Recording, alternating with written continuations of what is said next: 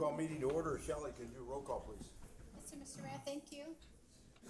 District 1, Councilman Rios. Here. District 2, Councilman Pastor. Present. District 3, Councilman Lethem. Present. District 4, Vice Mayor Stapleton. Here. District 5, Councilman Gonzalez. Here. District 6, Councilman Councilman Shipley. Here. Mayor Gameros. Here. Mayor, we have a quorum. Thank you, Shelley. Chief, can you lead us in the invocation, please?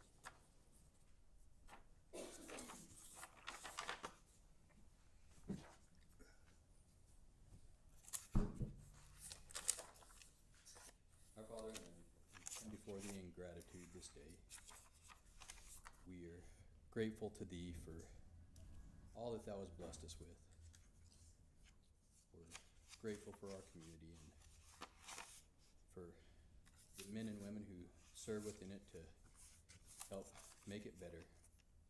And for those who take their time to volunteer and to make efforts to serve those around them. We ask thy blessings at this time that our land may continue to receive the moisture that it needs. Please provide thy guiding hand over these proceedings this evening. These things we pray in the name of thy Son, Jesus Christ. Amen. Amen.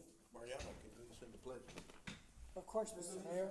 I pledge allegiance to the flag of the United States of America and to the republic for which it stands, one nation, under God, indivisible, with liberty and justice for all.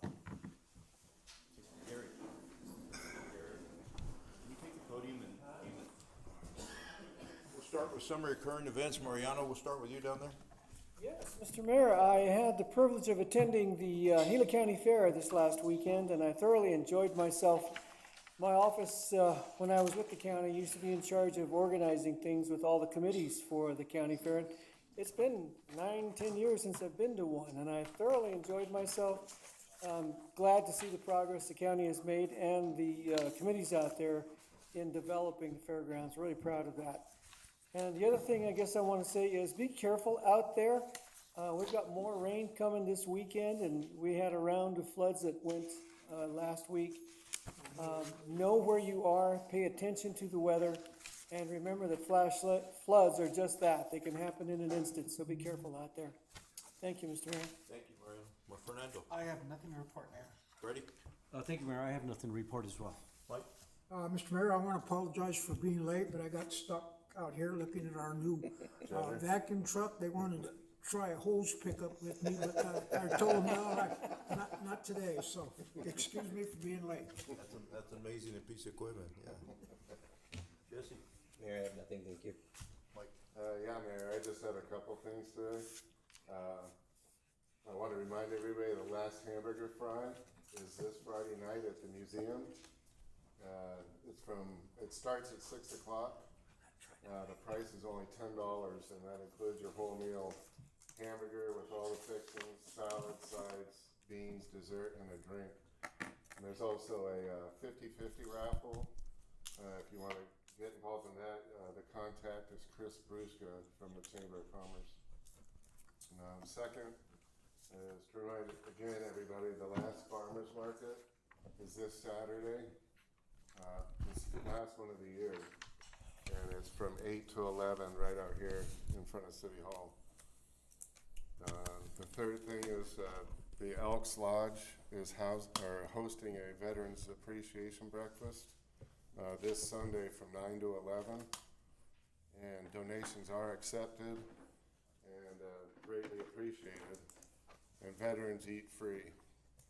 That's at the Globe Miami Elks Lodge on 1910 East Maple Street. And then last week, everybody knew we got a lot of rain, 3.5 inches, I believe, on Thursday. And I just want to give a shout out to Vince. I was coming home from the canyon, and he's out there on Cottonwood and Broad Street, pouring down rain, cleaning out the drain system. So, sorry, I was going to stop and help you, dude, but It's a little wet, huh? I didn't have my raincoat on. But thank you. And then lastly, I want to thank the Safe Street Group people. I had a blast today. I just wanted to give a personal thank you to you guys. Kate, Emily, Vanessa, and Alejandro is not here tonight. So I just want to thank you guys for coming to Globe. It really means a lot to me. So and I can't wait to see what the future has. So, and then they're gonna do a presentation this evening, so I'm gonna leave it at that. So, thank you, girls.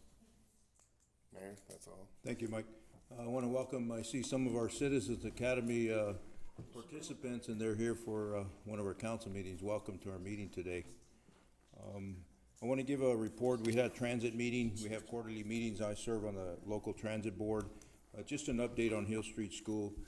Before that stop was, if we remember, at Safeway store, and it ended up like 0.3% usage. It was last out of, I think it's 42 stops.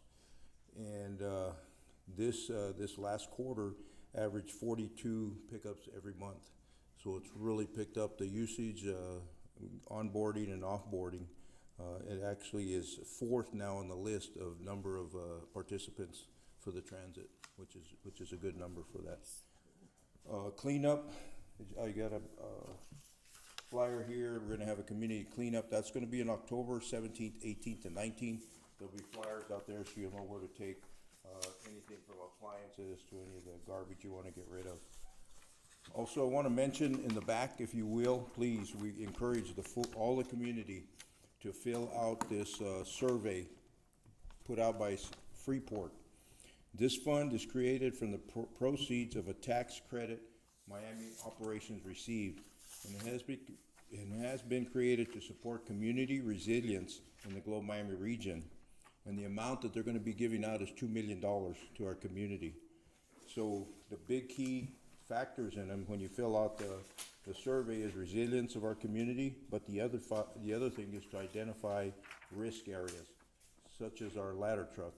Just putting it out there, but that's part of the survey, so I would make sure that we're filling these out. There's a QR code at the bottom of it that you just scan, and then the questionnaire comes up. And I think, oh, I'm sorry, State of the City, I want to invite everybody, October 9th, right here in front of City Hall. I'll be doing my State of the City address, starting at 5:30, and it'll go till 7:30. We'll have food, we'll have lots of different things going on that day, so please come by and get an update on our annual State of the City address. That's all I got. And Mr. Mayor, members of council, Mr. Mayor, I did take that survey. Has some information. It collects some background information, age and stuff like that. Nothing that's required though. And it's about 10 minutes to fill it out. Yeah. But it was important questions, and so if you have opinions about our relationship with our partners at the mines, it's good. It's a good survey. And then the only other thing, we do have a community cleanup coming this October 17th, 18th, and 19th. That's a Friday, Saturday, and Sunday this year. There'll be 4 dumpster locations or roll-off locations. 519 East Cupright Street by the dog park. 319 South Broad, which is right next to the library. And these are the traditional locations, I believe. 621 South 5th Street, and the City of Globe parking lot, corner of West Ash and Mesquite. And like I say, there's a lot of stuff, a lot of people waiting to get these come up so they can get these things passed out. Just contact the city if you have any more questions, and I'm sure these flyers will be all over the place, both in paper and on social media. Thank you, Mr. Mayor, members of council. Thank you. That's all I got. We have our first community call to the public, and this is the time anybody wishing to address the council directly. We cannot respond to you at this time, but we can direct staff to do follow-up if needed. You are limited to 3 minutes for your comments. Do we have anybody online or text? And let me look real quick.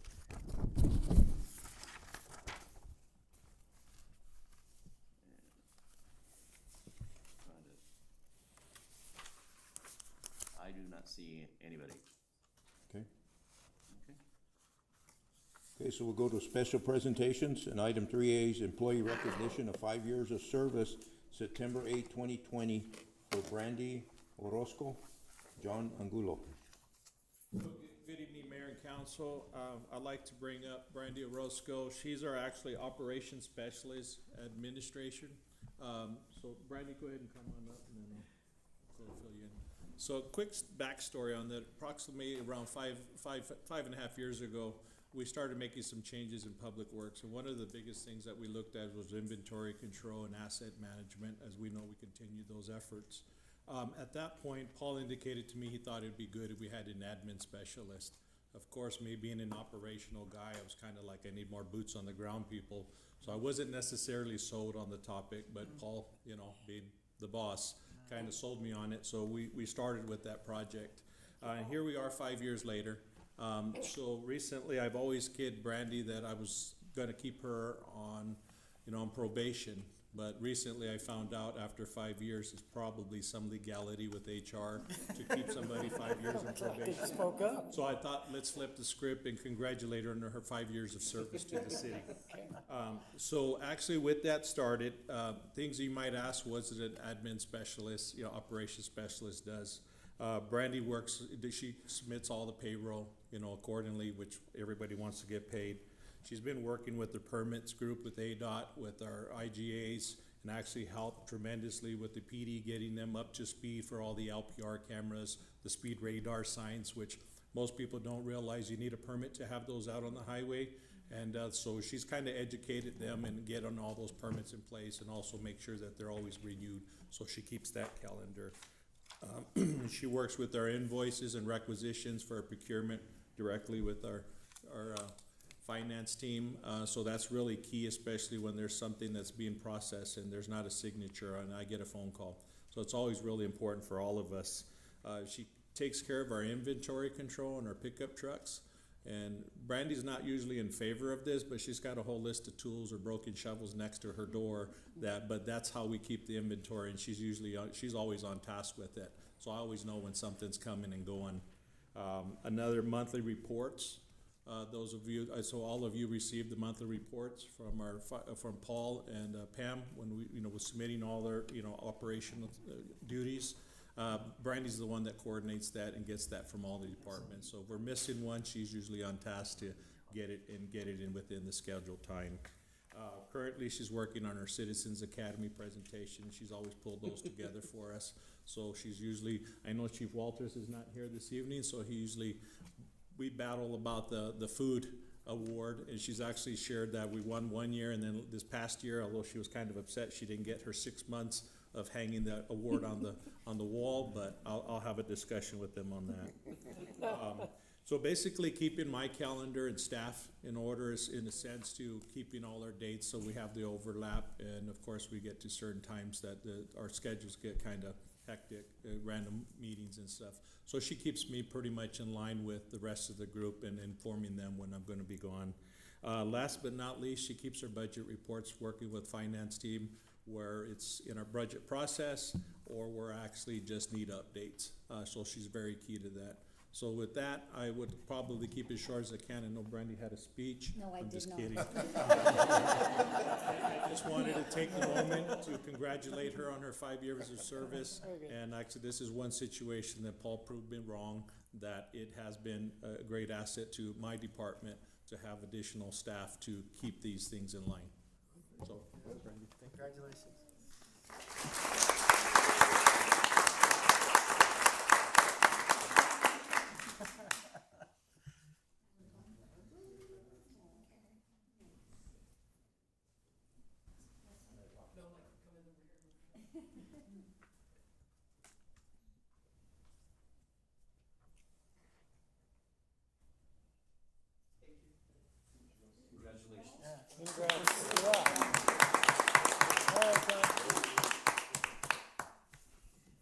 Item B is presentation for the direction of a proposed donation of dog waste stations by the Kismet Foundation. Juliana Powers.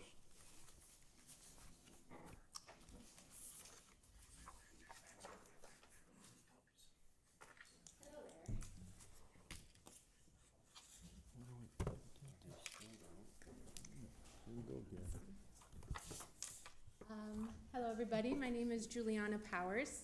I'm here representing Kismet Foundation along with Tim Trent, but he was directed not to. No, what happened? Last time they said, you can't talk. Johnny, whoever said, you only get 15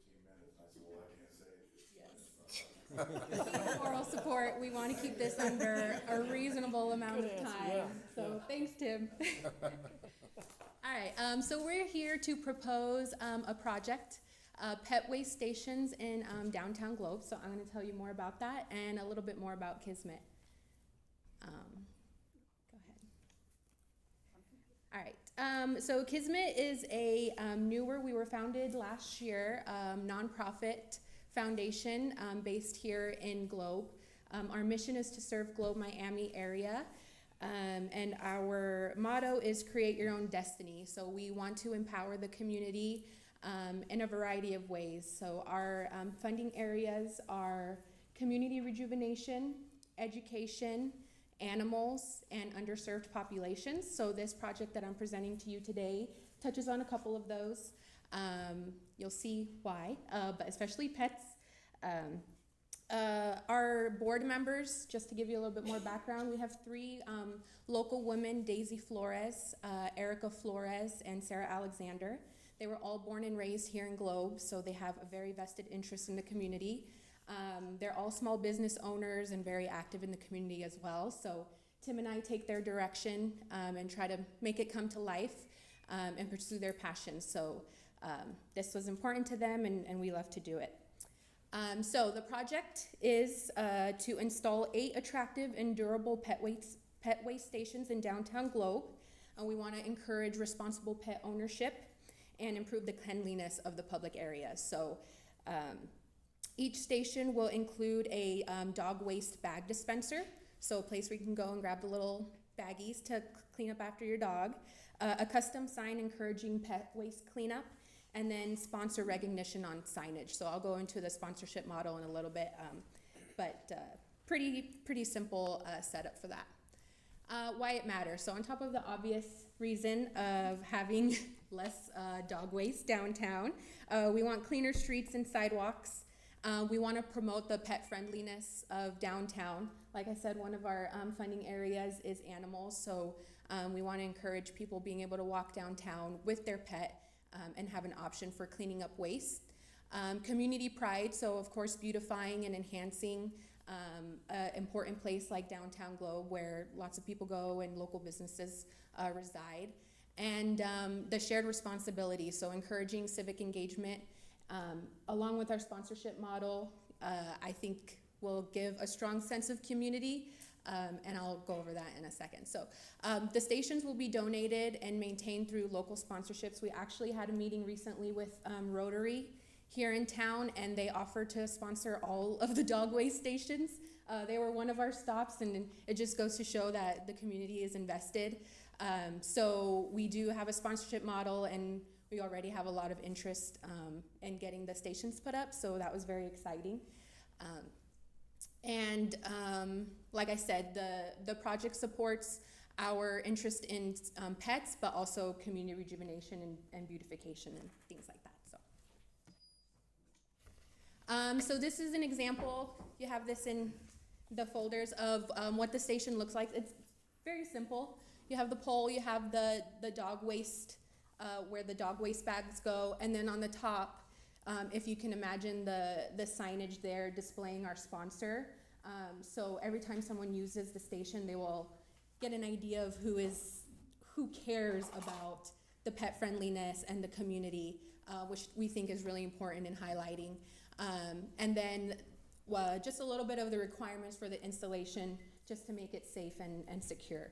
So all of that has been thought about and kind of planned ahead. So I'm not a graphic artist, so this is temporary. This is just an idea of what that signage could look like on the top. So like I said, the important part here is encouraging people to clean up after their pets, and then also highlighting the sponsor that supported that initiative. We have partnered with Sunk Construction. They have graciously offered to install and maintain all of the stations. So we are very grateful for that, and it makes a huge difference just having that reliability of a another well-known community partner to be able to install of these. Each station costs around $300, and that covers the station, the initial supply of the waste bags, and then the custom sign.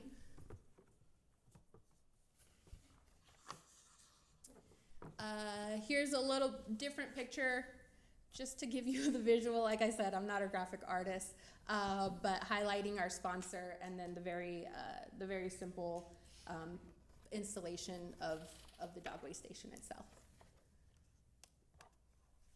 So our request to the city, we would like permission and collaboration to install the pet waste stations on city property, whether that be on or around sidewalks, in our parks or public walkways. Collaboration on the most effective and accessible locations. We have some ideas, but of course, like I said, it would be great to have a collaboration and know your thoughts on the best places where these could be installed if possible. We had planned on installing these near city trash cans that already exist. So having permission and acknowledgement that there may be more waste in those trash cans and how that affects the walkability and the cleanliness of downtown. And then optional letter of endorsement or just your backing when we do get sponsored. Like I said, we have the sponsorship from Rotary already.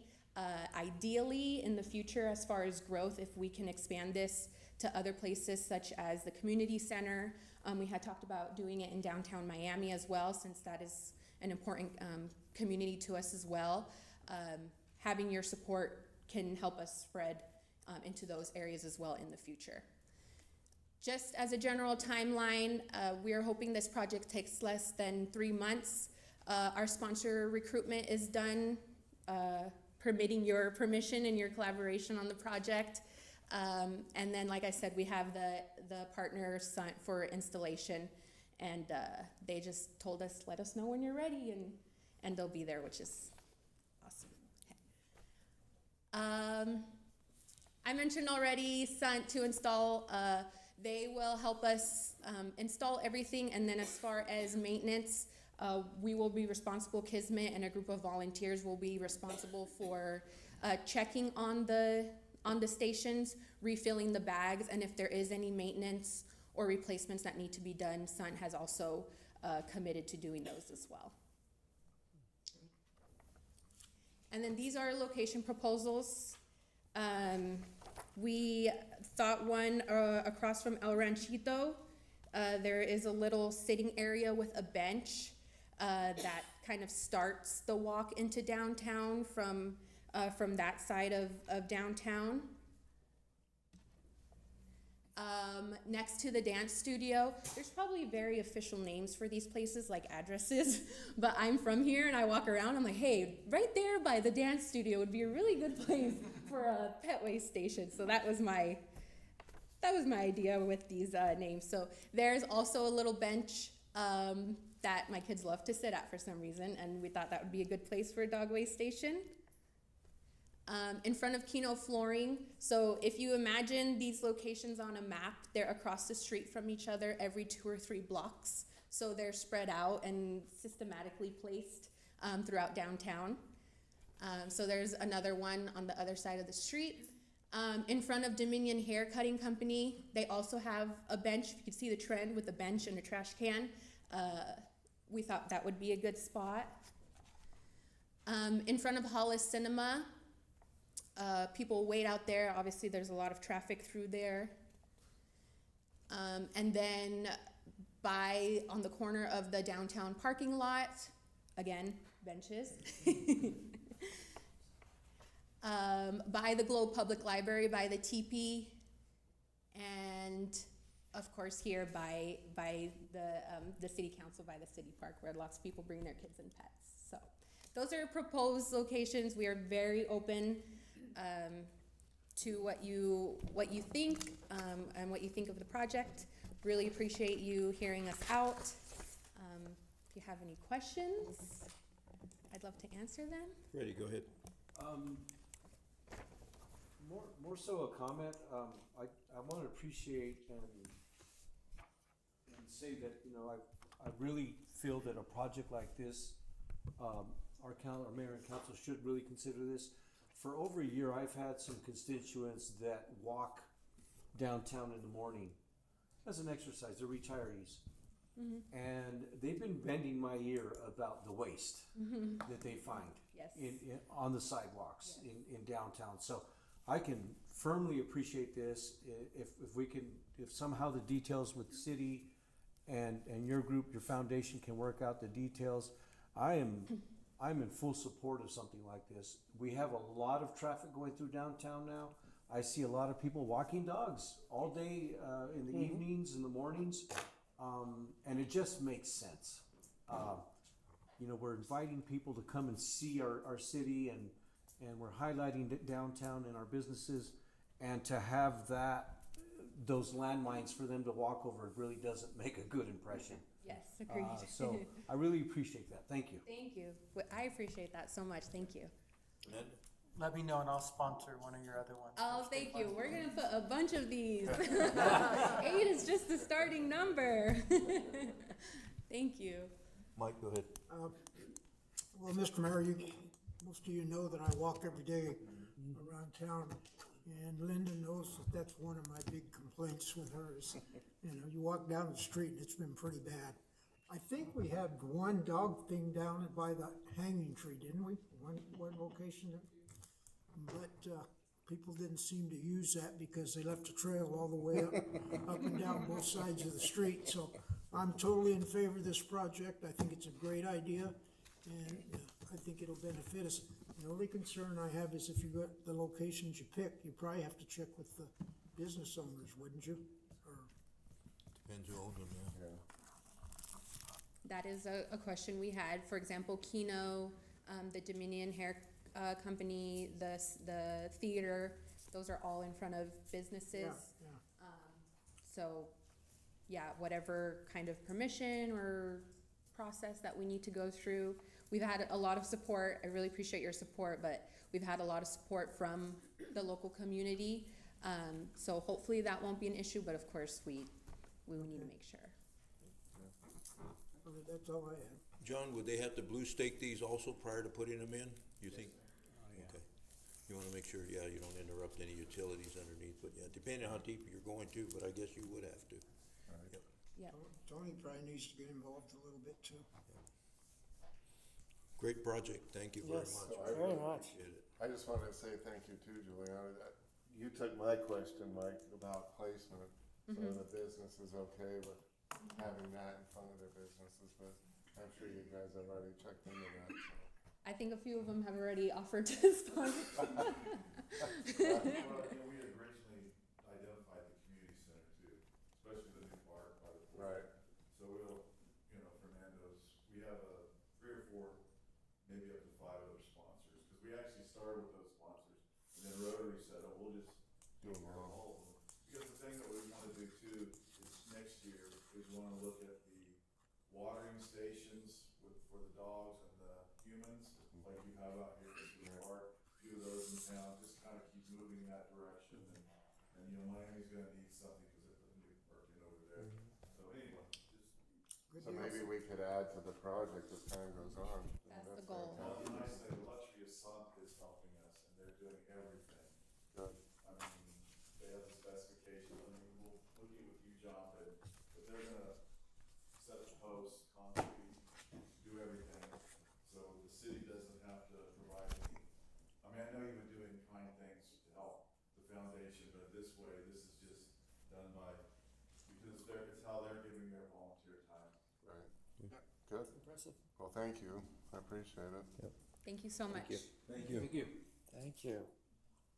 Item C is presentation from Living Streets Alliance on the public engagement component of the Department of Transportation Safe Street and Roads for All Grant number GF 24610515, completing the first site visit with a public engagement workshop, a presentation to share strategies, and an information gathering process. Connie. Good evening, Mayor, council members. We had a great day here at the City of Globe. So this was our kickoff for our site visit. with our team from Living Street Alliance, our contractor for the Safe Streets grant. I'm gonna let them take over in a second, but I want to tell you how powerful our public engagement session was today. We had 22 people, aside from myself and Mayor and Vice Mayor and Councilman Gonzalez. So we were very successful. We got a lot of great ideas out of the workshop, but I'm not gonna steal Living Streets Alliance thunder. But I did want to bring attention, they're gonna do a presentation, but I also put a packet for each of you from Living Streets, so you can read their background. Thank you, Connie. And this is Vanessa and Emily and Kate. Yes. Thank you all, Mr. Mayor, members of the council, for such a warm welcome to Globe. It's been really a treat to be here all day, to walk up and down Broad Street and get to know the community a little better. And it's our pleasure to give you a little bit more details about this project. It's a really exciting opportunity, and congratulations to Globe for securing the federal funding, Safe Streets and Roads for All, to make this possible. So yeah, with that, let's go ahead and advance this next slide. My name is Vanessa Casio. I'm the incoming Executive Director of Living Streets Alliance and our project lead. For the past several years, a lot of my work has actually been to lobby for Safe Streets for All funding and helping communities access that funding. So it's really great to be on the ground back in Arizona and seeing these projects coming to life. Kate Saunders is our community engagement a manager at Living Streets Alliance, and has led several system-wide plans for the city of Tucson, doing really robust, meaningful community engagement. And Emily Yetman, who has spent the last 14 years working with departments of transportation and over a dozen demonstration projects. So we have a great team coupled with your phenomenal staff to lead this. So who we are a local nonprofit organization. We're based in Tucson, Arizona, and our mission is really to transform our streets into vibrant public spaces for people of all modes to walk, bike, take public transportation, and drive safely. And we do that in a number of different ways. You can see the information later in your packets, but we run programs like Safe Routes to School programs that engage youth and families around safe streets.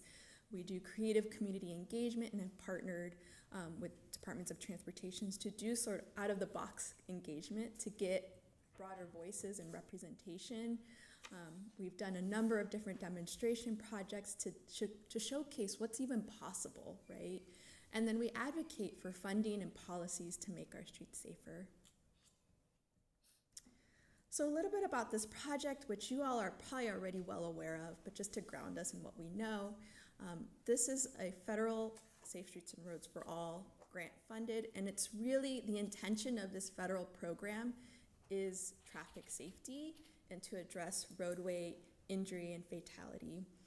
This is a really exciting program. It's actually a newer program of the U.S. Department of Transportation, and it's really great to see communities of all sizes being able to leverage this funding in this way. Our focus is Broad Street, and this is a multi-year initiative in Globe spanning 2 years through late 2027, and includes this demonstration project element that will be installed for 10 months. So let me talk to you a little bit about what is a demonstration project. So let's start with some visuals, which I think help to ground us in what it is and maybe what it isn't. So demonstration projects are really a way to try out or pilot elements that help to calm traffic, right? To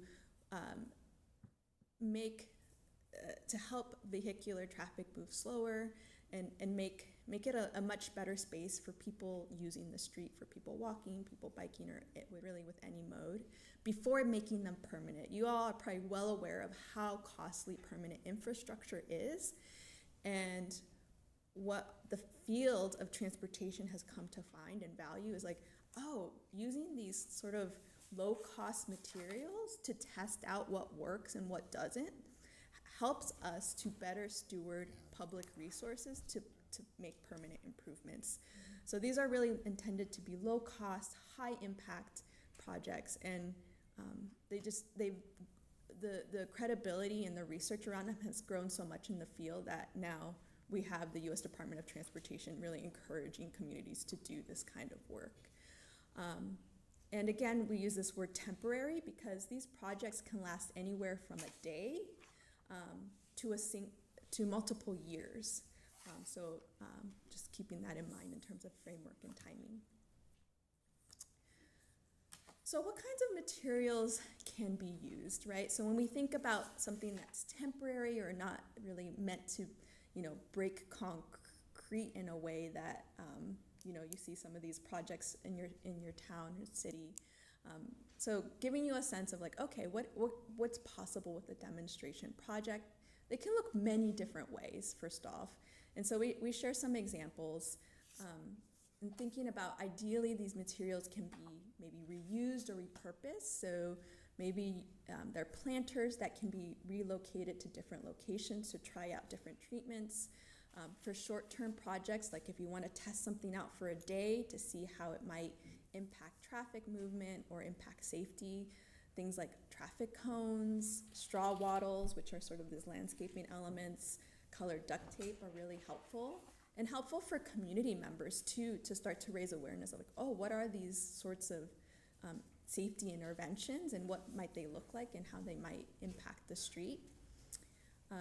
For projects that you want to last a little bit longer, things like striping, flex posts are a good starting point. Paint, planters, and signage can help really also to accentuate the space created as well. And I'm going to hand it off to Emily to share some really concrete examples of what these look like. So yeah, we have a whole bunch of different projects, but I picked 3 that kind of give some good variety of examples for you all to look at. So this first one that you see up here, I'm going to try and walk you through.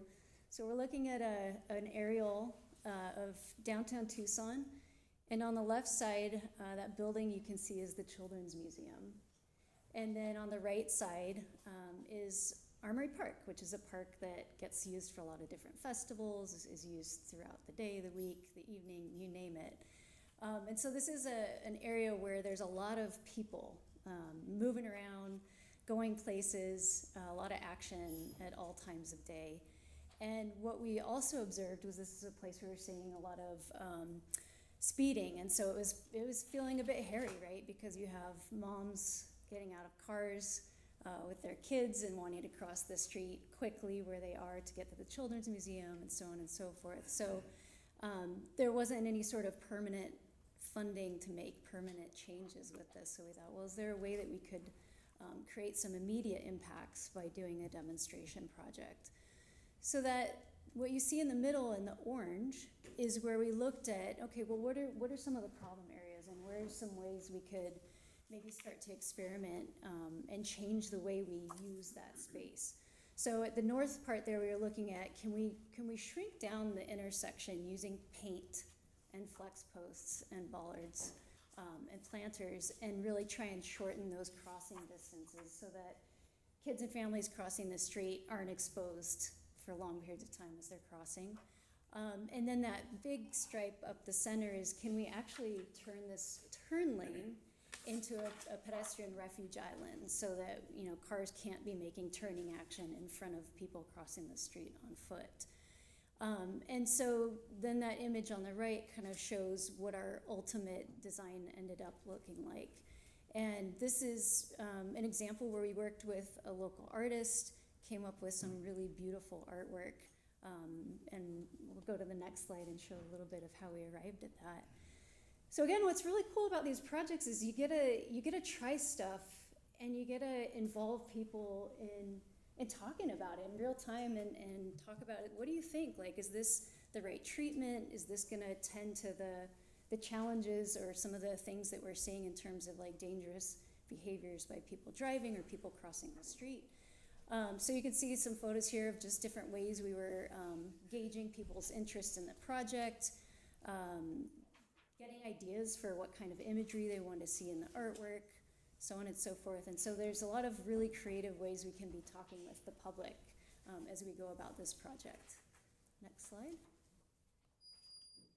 And here's the end result. So you can see on the left, first thing we did was we put down a white base coat in that center turn lane, and we got 22 really big planters. We got plants and soil donated from a local nursery, and we had a really big block painting party with about 300 people of all ages that came out. We closed down the block for a day, and people helped paint the murals, fill the planters, and it really, creates a lot of community ownership and buy-in too.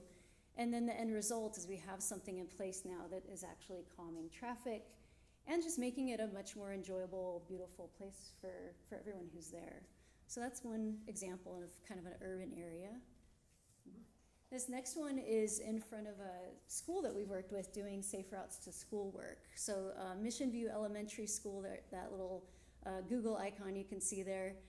There was an intersection just northeast of there where we heard there were a lot of families walking to school from the neighboring neighborhoods, and a lot of speeding and people running through this intersection and asking if something could be done about it. So again, we had this, we worked with an engineer and took out, that picture on the top right shows where we took out things and just put them in place for a day to see how it felt. So those things aren't bolted down, you can pick them up and move them. And what was great is you can sit, you can bring your neighbors, you can bring parents, you can bring anyone who uses the area and observe it together. And we watch and we're like, can the bus still make the turn it needs to make here? Can people get through? Is it gonna do what we want it to do? And after observing together, I think we all arrived at like, yeah, this feels really good. So again, we worked with an artist from the neighborhood who worked with students from the school to come up with this mural. They all helped build it and paint it, and it's still in place now, and that was 7 years ago. So this one is actually really held up well, and people love it. So that's another example of what demonstration projects can look like. This third one is just off of 4th Avenue, which for any of you who've been to Tucson is like our historic kind of business district that we have. This is 1 block away, and this is an area that's rapidly transforming into a much more busy, kind of vibrant business district. And so there's a lot more people on foot, there's people on bikes, there's still delivery trucks going through, there's just a lot going on here. And that image on the left shows an intersection that was just really big. And so what it meant was that there was just a lot of conflicts and like near misses happening in this area. And so we were looking at what we could do. And so the red lines on the left that you're seeing are showing the kind of original distances that people had to cross if they were crossing on foot. And then you can see in that middle image, we created what we call curb extensions, where we're literally using the paint and the flex posts to bring out the curb and shorten the crossing distances for people on foot. And so you can there see the red shrink. So all of a sudden now it's like, yeah, gonna be a lot easier to cross if you're a person in a wheelchair, if you're moving fast with kids who are distracted, if you name it. And it really signals to people driving to expect people here as well. So it makes it a lot safer for everyone using the space. And there's just some more images showing people helping. Again, we partnered with 10 West Festival to do this during an event that they were putting on to bring this intersection to life. So those are just a couple ideas to hopefully seed some creativity of what's possible, but there's so many more. But this is gonna be a lot of fun, so I'll turn it back over to Vanessa.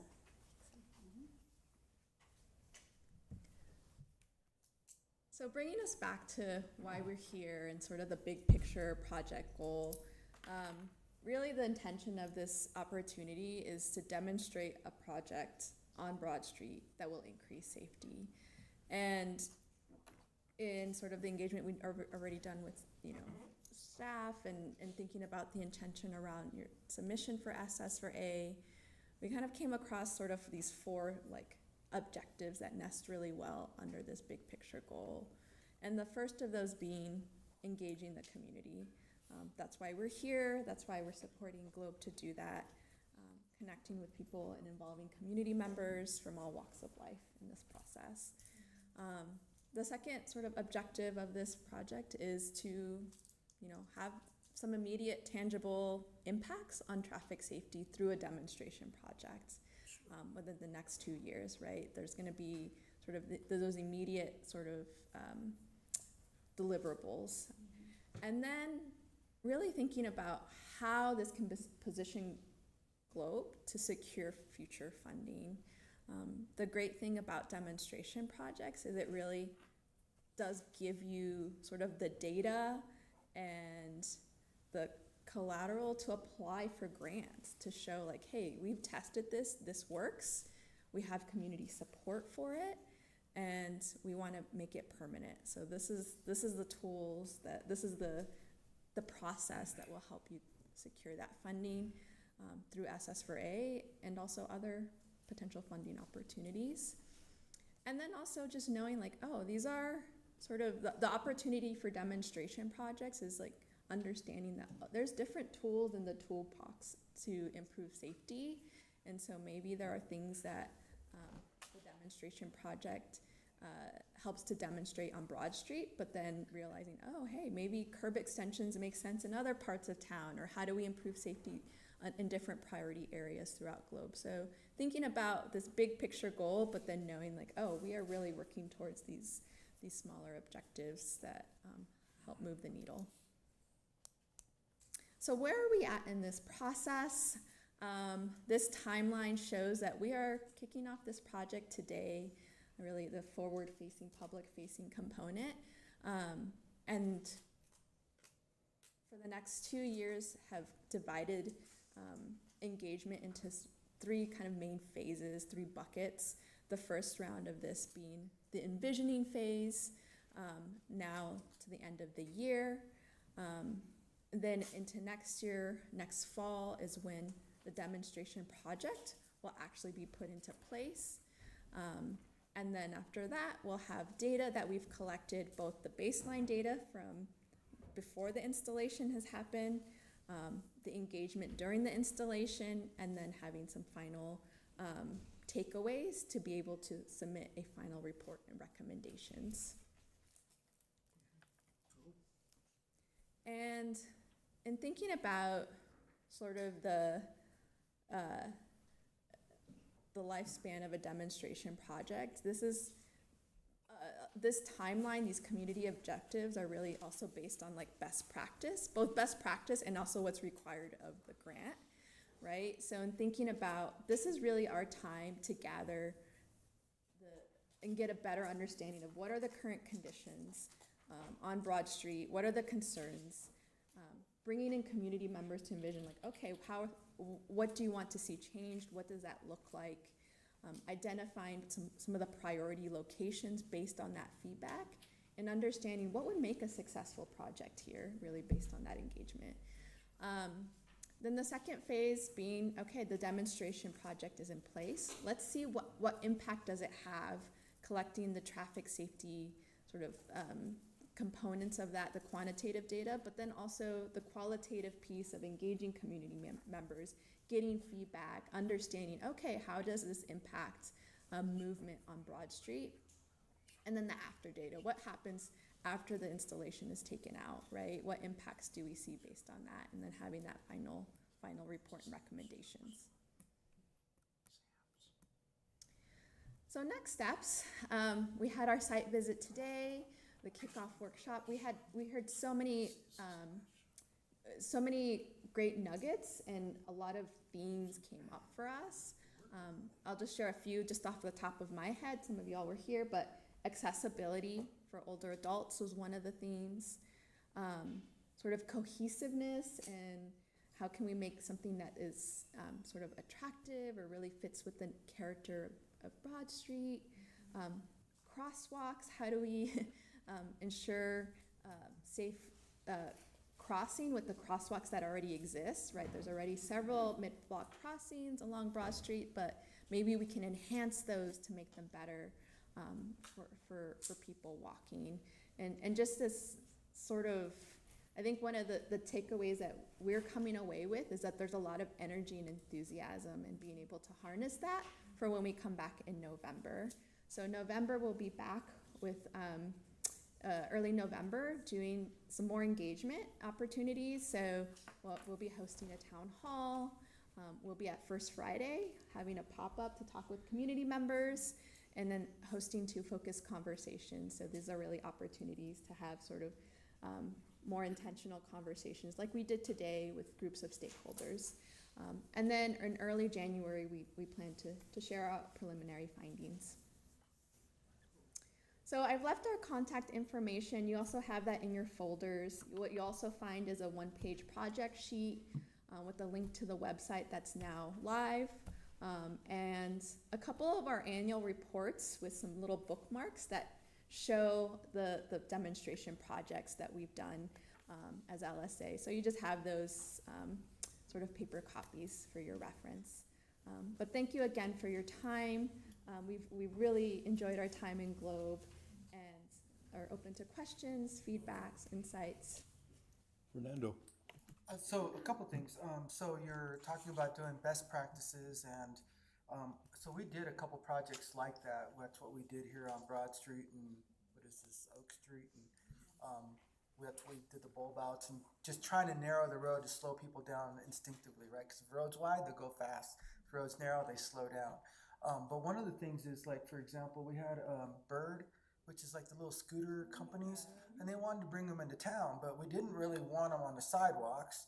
And then we have angled parking, so we didn't think it would be safe for them to be coming down the road behind it, because you can't see anything. So as you're coming out of an angled space, you got to kind of ease out until you see somebody and hope they stop. So are there, based on your demonstrations, are there recommendations that you come back then and say, this is how we can accommodate different types of traffic, like bikes or scooters or skateboards or whatever?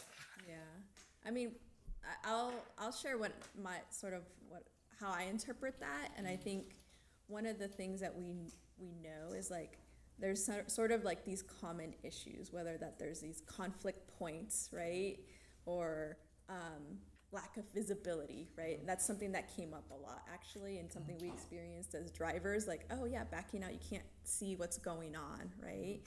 And I think and also speed. And I think one of the biggest sort of takeaways, even with this federal program, is that reducing speed helps to eliminate, let me back that up. Reducing speed makes a difference, because when there is a conflict, it doesn't have to be fatal, right? So I think the speed reduction component is one of the things that I'm hearing too, is like, okay, like, how do we make sure and give visual cues like the curb extensions so people are slowing down? And there seems to be more opportunities on Broad Street, and we're using some of those curb extensions as, like, oh, this is a great example of like what narrowing the road can do. So I don't know if that answers your question. I think just generally knowing what the concerns are sort of like where we start. Well, I think my thing is I don't really want to allow people to have scooters if we can do it safely. We just can't figure out how to do it safely. Yeah. So the answer is no, Right. And we have really wide sidewalks, but everybody's reluctant to let them on a sidewalk, even though they're wide, because Yeah, at some points they are, and then maybe some points not as much. exactly. Right? So I mean, we're not trying to be jerks. It's just that we haven't figured out a way to. And I think a lot of places can contend with that issue. I don't think there's been a magic key yet, but yeah, I think those are things that we'll definitely look at and consider. Okay. Any other questions, comments? No, I think it's a good idea. It's a good plan. I mean, Broad Street is very busy. People are down there all the time, and there's a lot of close calls, simply because people are in a hurry. Okay, we need to slow them down. But I will tell you, there's a lot of people out there that don't want to see the angle parking go away, because eliminates parking spaces in the end result, unless we get Silver King cleaned up, we could put a lot down there. I think we've talked about that a few times. But, yeah, I think it's a good idea. I'm all in favor of looking at it and seeing what we can do. I'm out there on that street all the time. Mariano? Today's event was the first stab at this project. And I want to thank our staff for putting it together and Connie for her extreme patience in waiting for this to come about. The main thing is that the backstory is that Connie suggested that we invite business people from downtown Globe first to allow them buy-in and comment. And they were floored because we three, the mayor, my vice mayor, and myself, personally delivered those letters of invitation. And they were just elated to be invited, number one. And number two, they realized it was an opportunity that they could see and begin the groundwork on this to improve downtown Globe. And each one I know today brought their own suggestions, and we're pleased as punch to be a part of the beginning of it. And I tried to stress that today. We're just starting, and we get to test things out. And if something doesn't work, it doesn't work. But the point is, we have enough time with the constituency having input throughout the life of this project, which portends future grants for the rest of the city. And that's the hint I went after. Let's make it look good downtown like we always want to and dream a little bit.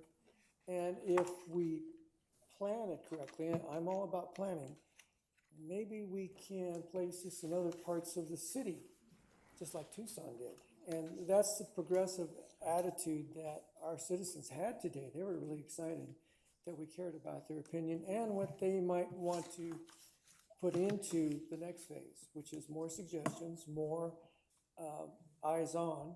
And that was a nice opening day. And there's one last thing I want to say about having third-party validation. You take an outside contractor, they lead you through the processes, and then you develop the information and your data, and then you have an end result. And as you did the timeline, there's the end result. But that's the main thing, to have your constituency participate. I can sit here all day long and say, I'd like this there and I'd like that there, but that has nothing to do with the input that's needed by our constituency. So I congratulate you for doing that, for being the contractor for ADOT, and I see that happening positively over the next couple of years, 3 years, whatever the timeline is. And then we might be able to add this to the rest of the city. I do like going to the big cities sometimes because some of these issues have already been resolved. They do traffic control. They narrow the streets. They have all of the amenities. Well, this is a chance for us to get those amenities as well and build them into the rest of our community once this is all is done. And I really thank the constituency today. I really appreciated their input. It was all positive. It was a really nice day, and they were really positive throughout the day. So thank you for guiding them. I appreciate that. And Connie, thank you for your patience. So. Thank you, Mr. Mayor. I just had a quick question. On your demonstration one that you did in Tucson, that looked like a roundabout temporary one. Yeah, this is, I'm gonna get real technical here. That is like, we call it a traffic circle. So it's much smaller scale. Whereas roundabouts are the ones where it's like, you're doing that, you're more at like the highway or. So you could go straight, you didn't have to dodge it, you just had to stay kind of. You have to veer a little bit, yeah. It's a four-way stop. Yeah. And that's what's unique about in Tucson. There's stop signs, and it's a four-way stop with a circle in the middle. Okay. So it's not a continuous stream of traffic. You still have to stop. Because if you bring up roundabout, you have a riot, but then once you have it, everybody likes them, so. Yeah, Right, okay. right.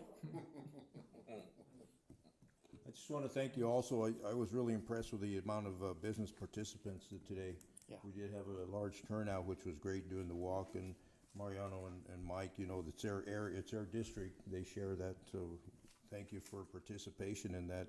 You know, I want to thank Connie for the amount of work that's been, you know, I've been with her since the inception of this, the grant back in 2023, a lot of training that went with the whole thing that you had to participate in, and now to finally see it come to the first phase is great to see it, so we can move it forward for the future. And again, like you said, it's only a 10-month demo. hopefully some things work, and then we make them permanent with, additional funding, which is great. So really appreciate it. Thank you so much. We look forward to seeing you in November. Thank you. Thank you. Thank you. Thank you. Thank you, Connie. Yes, ma'am. Thank Thank you. you. I really appreciate the accolades, but I really couldn't have done it without the whole team. Linda and Tony and John and Travis and even Vince. I mean, I look out here and everybody has collectively helped, so I don't wanna take all the fame for this, okay? But I did wanna add one more point to this whole, grant issue is that, we're gonna be able, with our team here for public engagement, when we engage with the public and something is mentioned or asked of us that is not doable in the demonstration portion of this grant, they're gonna help us be transparent with our public so that they understand why that wasn't doable in the demonstration, so nobody's leaving without answers. And then when we collect the data, we'll be able to do that implementation grant and put in for millions of dollars for all of our 18.2 square miles. And what does that look like? Maybe just the main streets, but then there's other applications we can do for the smaller streets. So I just wanted to throw that in, just so everybody has information. Thank you. All right. Good job. So next we have consent calendar, and matters listed under the consent calendar considered to be routine and will be enacted by one motion and one vote. Public hearing items are designated with an asterisk. Prior to consideration of the consent agenda, the mayor will ask whether any member of the public wishes to remove a public hearing item for separate consideration. Members of the council and or staff may remove any item for separate consideration. We have accounts payable, $495,762.57. Item A, consideration of waiver of section 2-4-10A prior discussion rule to allow action on the balance of the consent agenda. 1, consideration of approval of council minutes. Consideration of March 11, 2025 meeting minutes. Consideration of April 8, 2025 meeting minutes. Consideration to approve the April 22nd, 2025 meeting minutes. Item C is consideration to award contract number CS 20260042 to Pumpman Phoenix to rebuild the pump and motor for Crestline Booster number 4 at the water treatment plant for the amount of $11,830.72. Funds for this project are budgeted in account number 508051251, well pump maintenance and repair.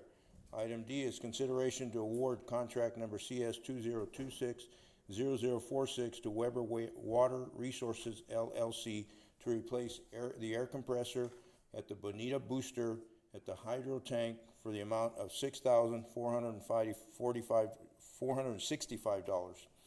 Funds for this project are budgeted in account number 508051251, well pump maintenance and repair.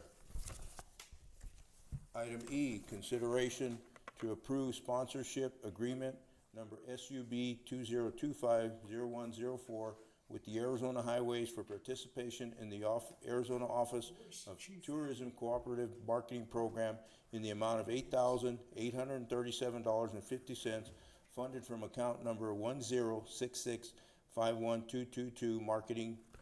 And item F is consideration to approve the Memorandum of Understanding, MOU 20260044 between Beshpagao Archaeological Park and Museum and Tonto National Monument. Does anybody from the public, staff, or council wish to remove any of these items for separate consideration?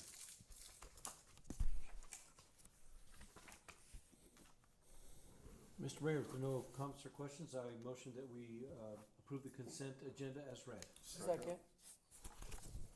We have a motion and a second for approval of the consent agenda as read. Is there any further discussion? All those in favor say aye. Aye. Any opposed, nay? Motion passed. 5 is new business.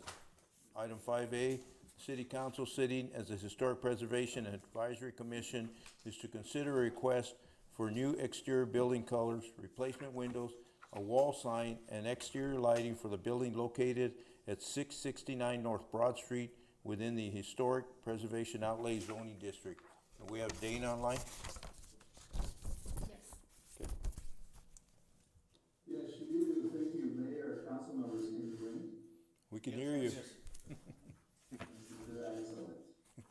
As you read, the former Humane Society, two-story building there on the north side of, northeast side of Broad Street has, been purchased, some time ago, and the applicant is in the process of making upgrades to the building and, remodeling to some extent. And, that's what this application, consists of. I'll share now. The proposed elevation could be taken through.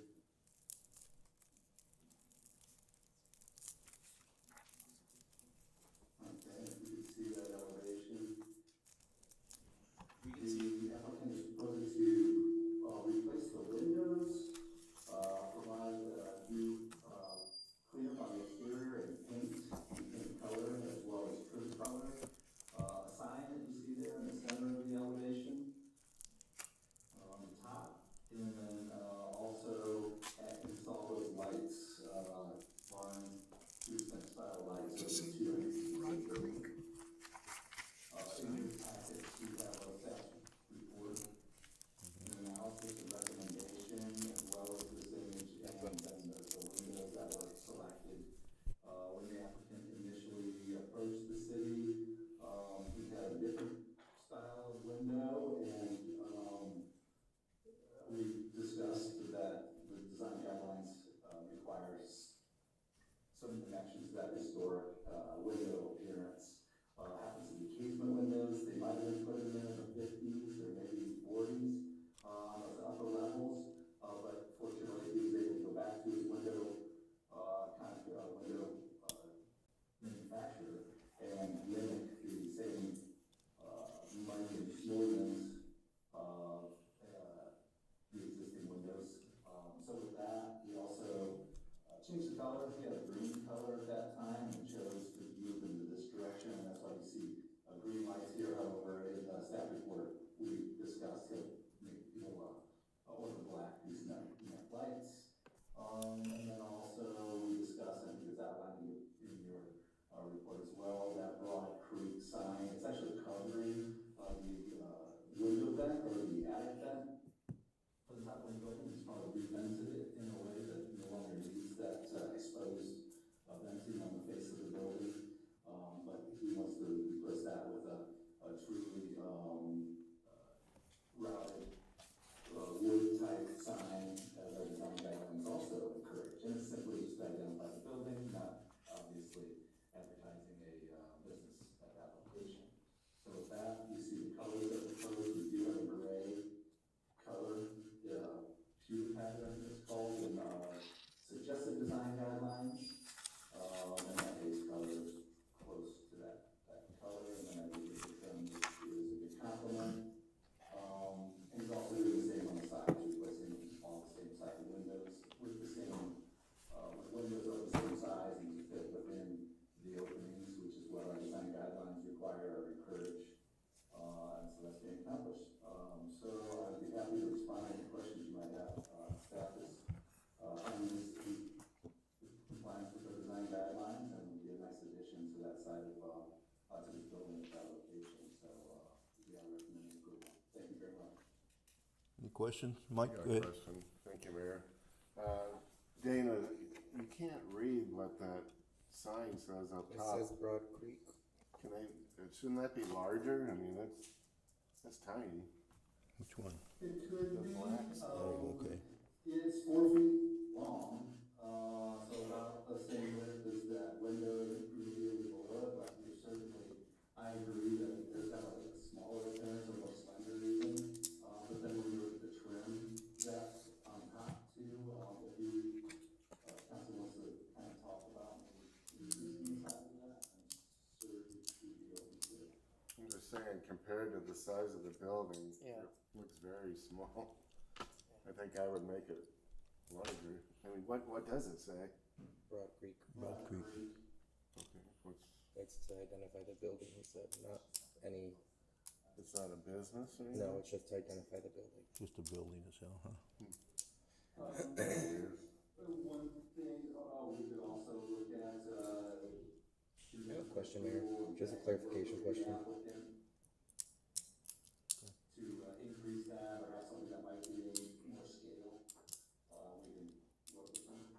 Flexibility. Dana, he has capacity to make that sign bigger though, right? With the footage and lineal feet in the front? Yeah, what, there's only 4 square feet. Yeah. Hi, Roy. Hi, Dana. Hey, guys, thanks. Yeah, that's not actually to scale. I dimensioned the sign, and I believe that the guidelines allow for 6 square feet.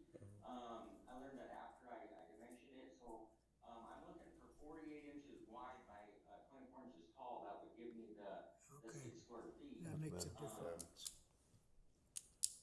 Okay. Yeah, that would look much better, thank you, Roy. Question, Mayor? Yeah, and Broad Creek is what I named the building. I'm really trying to get the city to get away from calling it the cat house. You get more business. It's gonna be hard. You get more business. That's funny. Roy, these are the colors that you wanted? Yeah. Okay. Mike, you have a question? Dana, what about the staircase on the side of the building? That's not here in the picture, but there is a wooden staircase that goes up to the 2nd level. It is, I'll hold up, and if the applicant, Roy Ellison, wants to explain what he's doing with the remodel, including that staircase, when it required for fire exit. Yeah, the stairs are gonna remain. There's a few treads that I need to replace. It's not in horrible shape. You know, we're just gonna repaint it and replace anything that needs replaced, but, as it is right now, there's no, egress, ingress or egress other than those stairs, under the kitchen sink. And I showed Tom Murtha when he did an inspection, there's one of those, chain ladders that you sling out the window. It's not ideal, but in an emergency, it would work. You bet. Okay. I'm at the fire station. There's nothing to object to. Any other questions for Roy or Dana? No, not really. Roy, thank you for the work you're doing down there. We saw your other work here if you've done downtown, and we really appreciate it. Really have brightened up some buildings downtown. Yeah, everything you're doing. Agreed, thank you. Mayor, no other questions or comments, a motion to approve as read, item 5A. Second. We have a motion and a second for approval of item 5A. Is there any further discussion? Just a question, since it's a new item, do we have to waive the prior discussion rule, or since it's HVAC, Or we there don't are- have to? Tax, then we have to send that to council now? We should waive the. Okay, then I'd amend my motion to waive the rules as well. Second. Okay, you got that, Shelley? We got a motion and a second for approving item 5A with a waiver of the rules. Any further discussion? All those in favor say aye. Aye. Opposed, nay. Motion passed. Thank you, Dana. Thank you, Roy. Thank you, Dana.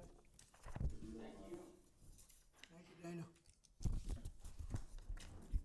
Item 5B, consideration and possible approval of a city council letter of support to the Cobra Valley Regional Medical Center request to amend their certificate of necessity to allow the operation of medical transport. And Chief Robinson and Chief Bejarano.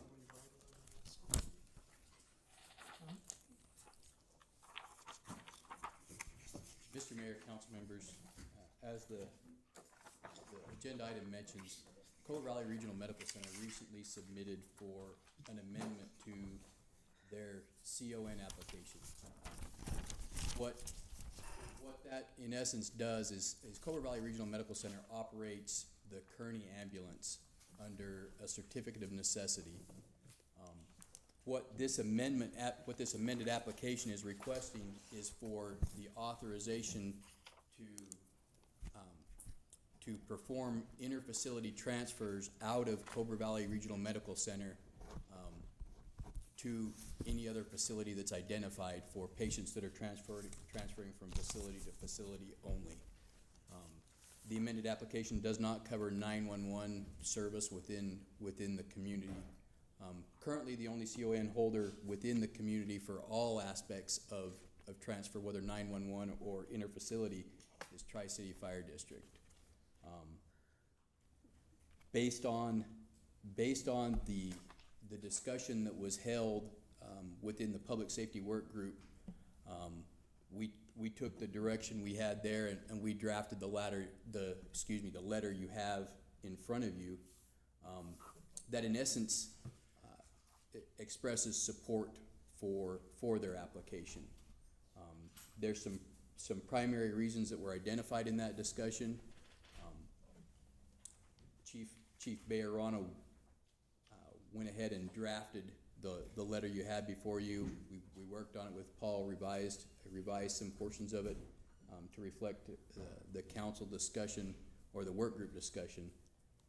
The reasoning behind that support is primarily we operate as emergency services in a resource depleted area. We have a limited number of resources in our area to respond to emergencies, and it doesn't take a lot to tax those resources. When you add in non-emergent transfers from facility to another facility, that takes personnel out of our community for a period of up to 4 to 6 hours, depending on where that transfer goes. Depending on how many transfers occur during the day as well. Along with that, we feel there's a need in the community to help expedite that process along in terms of getting patients out of the hospital, because those patients, not only are they occupying potentially ER space at Cobra Valley that may be needed, but a lot of times they have beds that have been identified for those patients that in essence could be rescinded and given to somebody else because of delays in transfer times.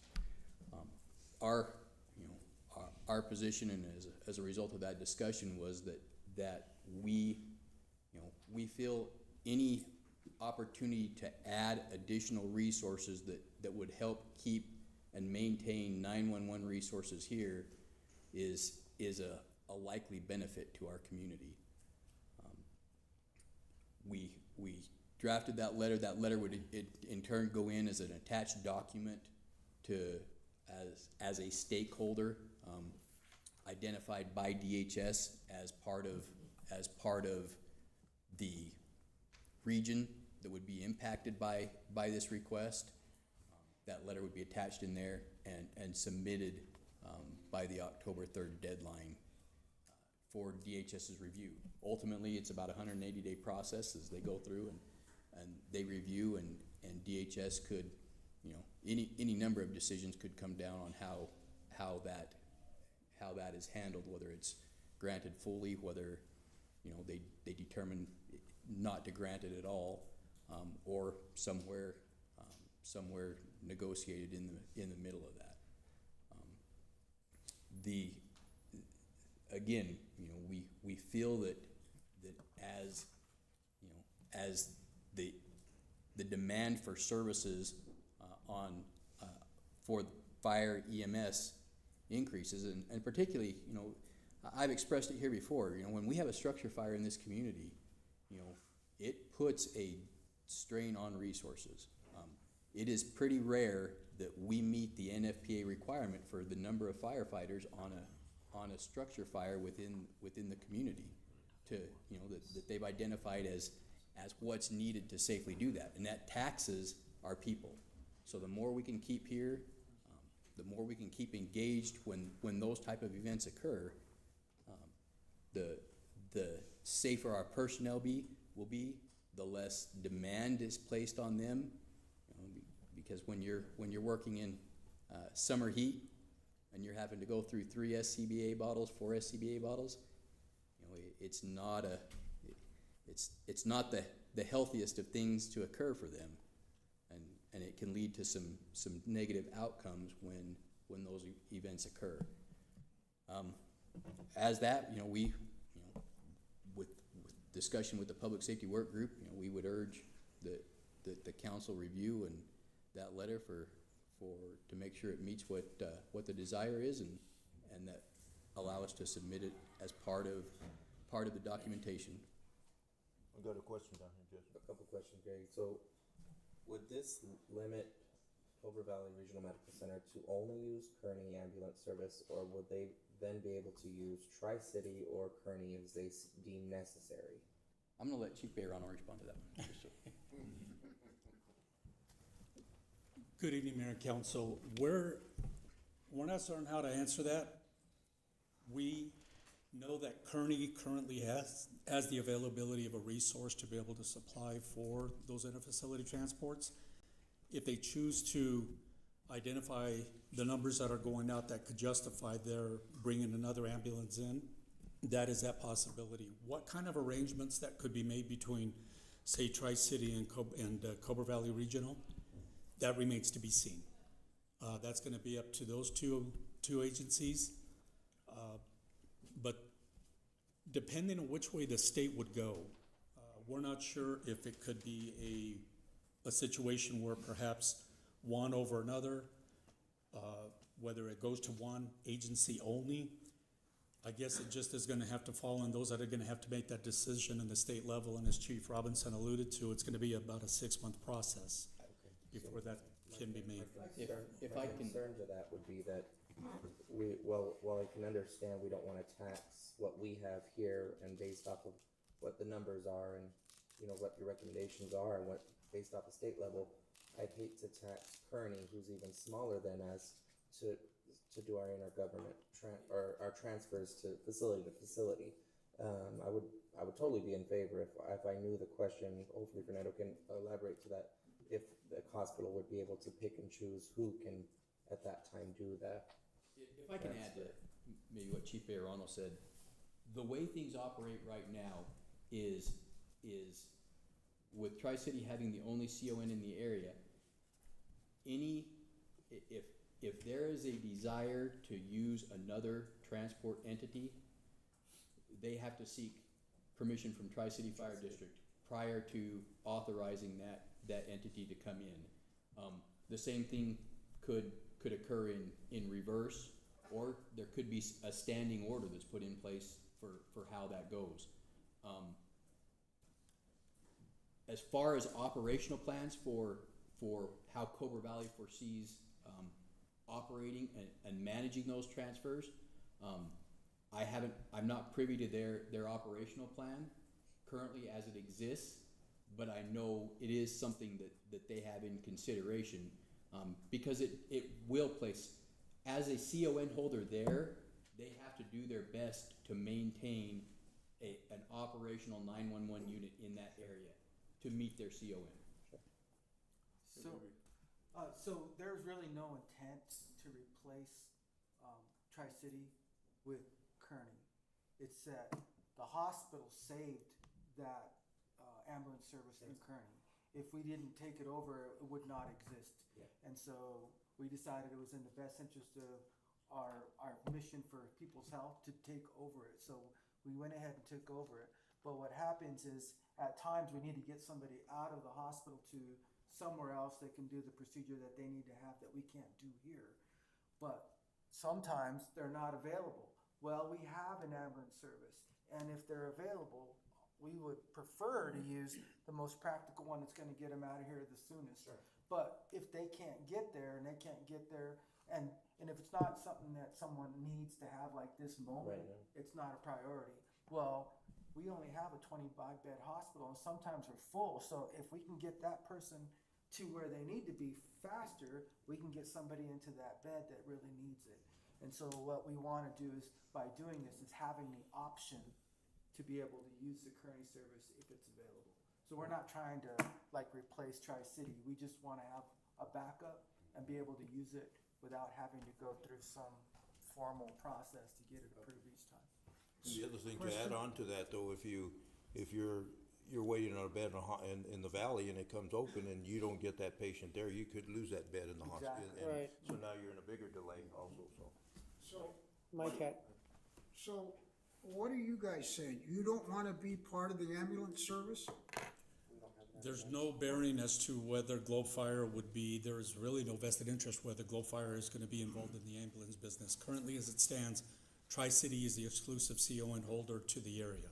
Okay, And so with that, they would maintain 911 services in an operational sense, perhaps still provide the facility, depending again on which way the state decides to go. okay, but you guys are in support of allowing Kearney to be part of this system that you're talking about, that CO?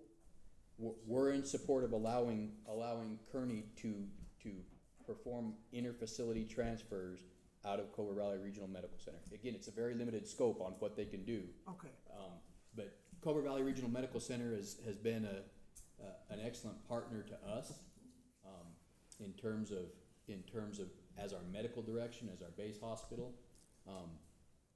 And, you know, it is a challenge, though. It's a challenge for us when we have events. It's a challenge for them to get patients, you know, where they may need to go, like Councilman Shipley was mentioning, if they need a procedure that can't be done here, that, you know, or they need to be moved to a bed that's maybe a different level of care, you know, getting those done in a timely manner that overall looks at the community and what's best for the individuals here within the community that are seeking healthcare. Mariano first. Mariano, go ahead. we had a good long discussion the other day about this. The two things, the bottom line is that fire suppression is first. It always has and always will be. It does tax resources on a large scale event. You pick one, telegraph fire to a four-car accident. It taxes everything locally. And so if that need arises for a patient, as we said, that needs to be transported, we need to meet that window of opportunity. And if all forces are over here dealing with whatever the big thing is, this one can supplement and transport and still provide service to that patient to make it in time to get to that bed, wherever it may be, Flagstaff, Phoenix, Tucson. And that was the long discussion we had. In my career as an emergency manager, I always look for a couple things when I'm analyzing a town or a city. What do they have currently for resources? And what's their worst case scenario nightmare? And the other one is, they got a new resource in the area. This should be a plus for the community. And those are the two things I think about when we had this discussion the other day. It doesn't matter that we're shorthanded. It does matter that from a medical standpoint, that patient needs to be moved, whether it's from that accident scene or to meet the criteria to get into a hospital. We're just about to approach the flu season and the snowbird season. And I guarantee you, it's touch and go when you're in Globe, Miami, and you need a hospital bed in any of these three locations. And if you don't get there in time, you're out. That's the reality. It gets so busy that they give you a specific hospital to go to, and you have to be there at a certain time. And if you don't, you lose it. So I see this resource coming online and supplementing the traffic flow that is growing, and we know that. And we kind of engineered that because we promoted tourism, and here they are. The point being that this is a resource and could be a solution for some of the runs that the fire services have to make. And so I support it. I think that if it's managed properly, it will support at any time, day or night, we can still help the patient, whoever that may be. So I congratulate the hospital for taking it on. And they are guided and have procedures in place that will be governed by state health. So there's no change in quality. It's just a different resource. And if they decide to station an ambulance here, it's just closer, faster, better. So I see that from that standpoint as an enhancement to the services that are already being delivered, and hope the big bad accident never comes, but they do happen. And this is that one time we may be grateful that they're doing their job there at the hospital. So I welcome it. I think it's a great thing to go forward with. Well, having experienced that, having to wait for an ambulance, I think it's a good idea too. Yeah. Because you ain't got time to wait around when you're You bet. in a pretty critical situation. Freddie, you had a question? Yeah, I just wanna kind of see if, I think I'm understanding this, but eliminating all the things that can happen, could happen, will happen, resources, taxing everybody, taxing the fire department. In short, what this does, and maybe this is a yes or no answer. It expands the area for the Kearney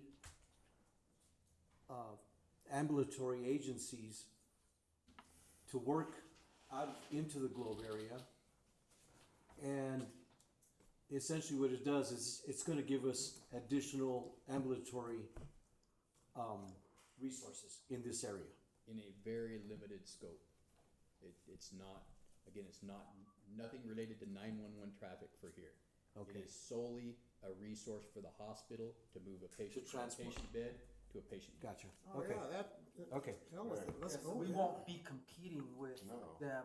We would just, but sometimes they're not available and they may not be able, maybe they only have one ambulance and they can't risk taking that one ambulance out of Out of commission area. for 4 hours or 5 hours or whatever it's gonna be. But we have more than one ambulance and we could. And so then that's what we wanna, but we can't do that unless we have this kind of authority. Okay, so is Tri-City in agreement with us doing this? Taking it away from them? We're not taking it It's away. not taking anything away from We're it. not- We would like to believe that there No, is. I understand we need to have that service available, but In the addendum process that Cobra Valley Regional Medical Center proposed, it was their hope that Tri-City would be understanding to perhaps seeing an enhancement to the availability of that process of moving those patients out in a facility, in a facility capacity. sure. That didn't stand to be the case. So in answer to your question, sir, we may not believe, I don't believe there's gonna be the support that we would see from, perhaps not from Tri-City, to be amendable to the council and the City Globe as a primary stakeholder, to be amendable to the idea of supporting Cobra Valley's proposal. We also look at, there is no longer a fire season, a wildland fire season. Sure. And like Globe, Tri-City takes a lot of those units out of service, typically staffing up to a 4-person type 3 assignment. And with that, that also can compromise 911 responses to this area. Like Tri-City, we're running the City of Globe consistently. When Mayor Gameros was chief, we've been consistently running about 2,000 calls a year. Tri-City is running about 3,500, roughly. When you look at those kind of numbers, we're challenged with staffing.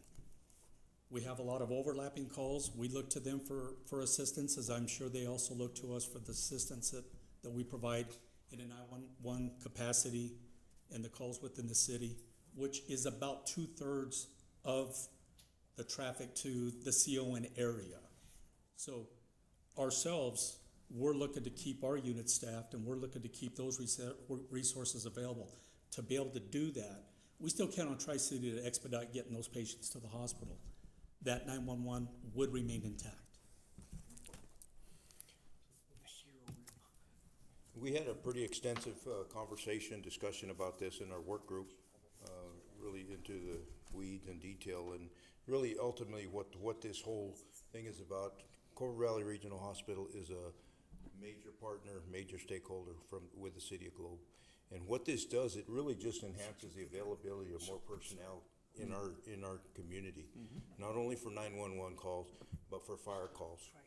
You know, that's the agreement when we gave the Canyon Fire building, that we wanted fire response from them.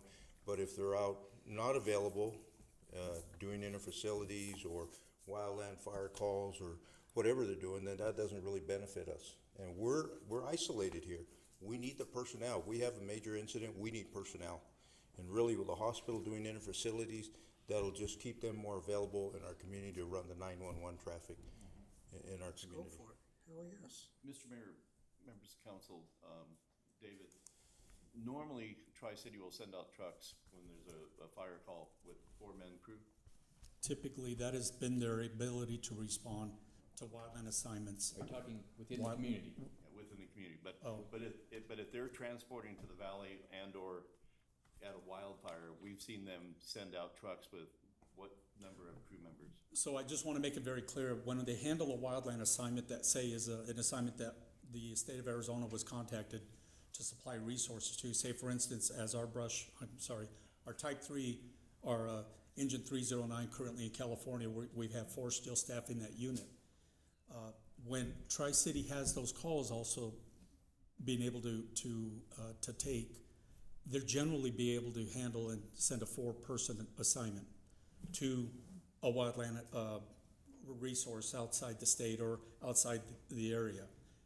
When there are fires locally, we don't typically see a 4-person staffed engine from Tri-City.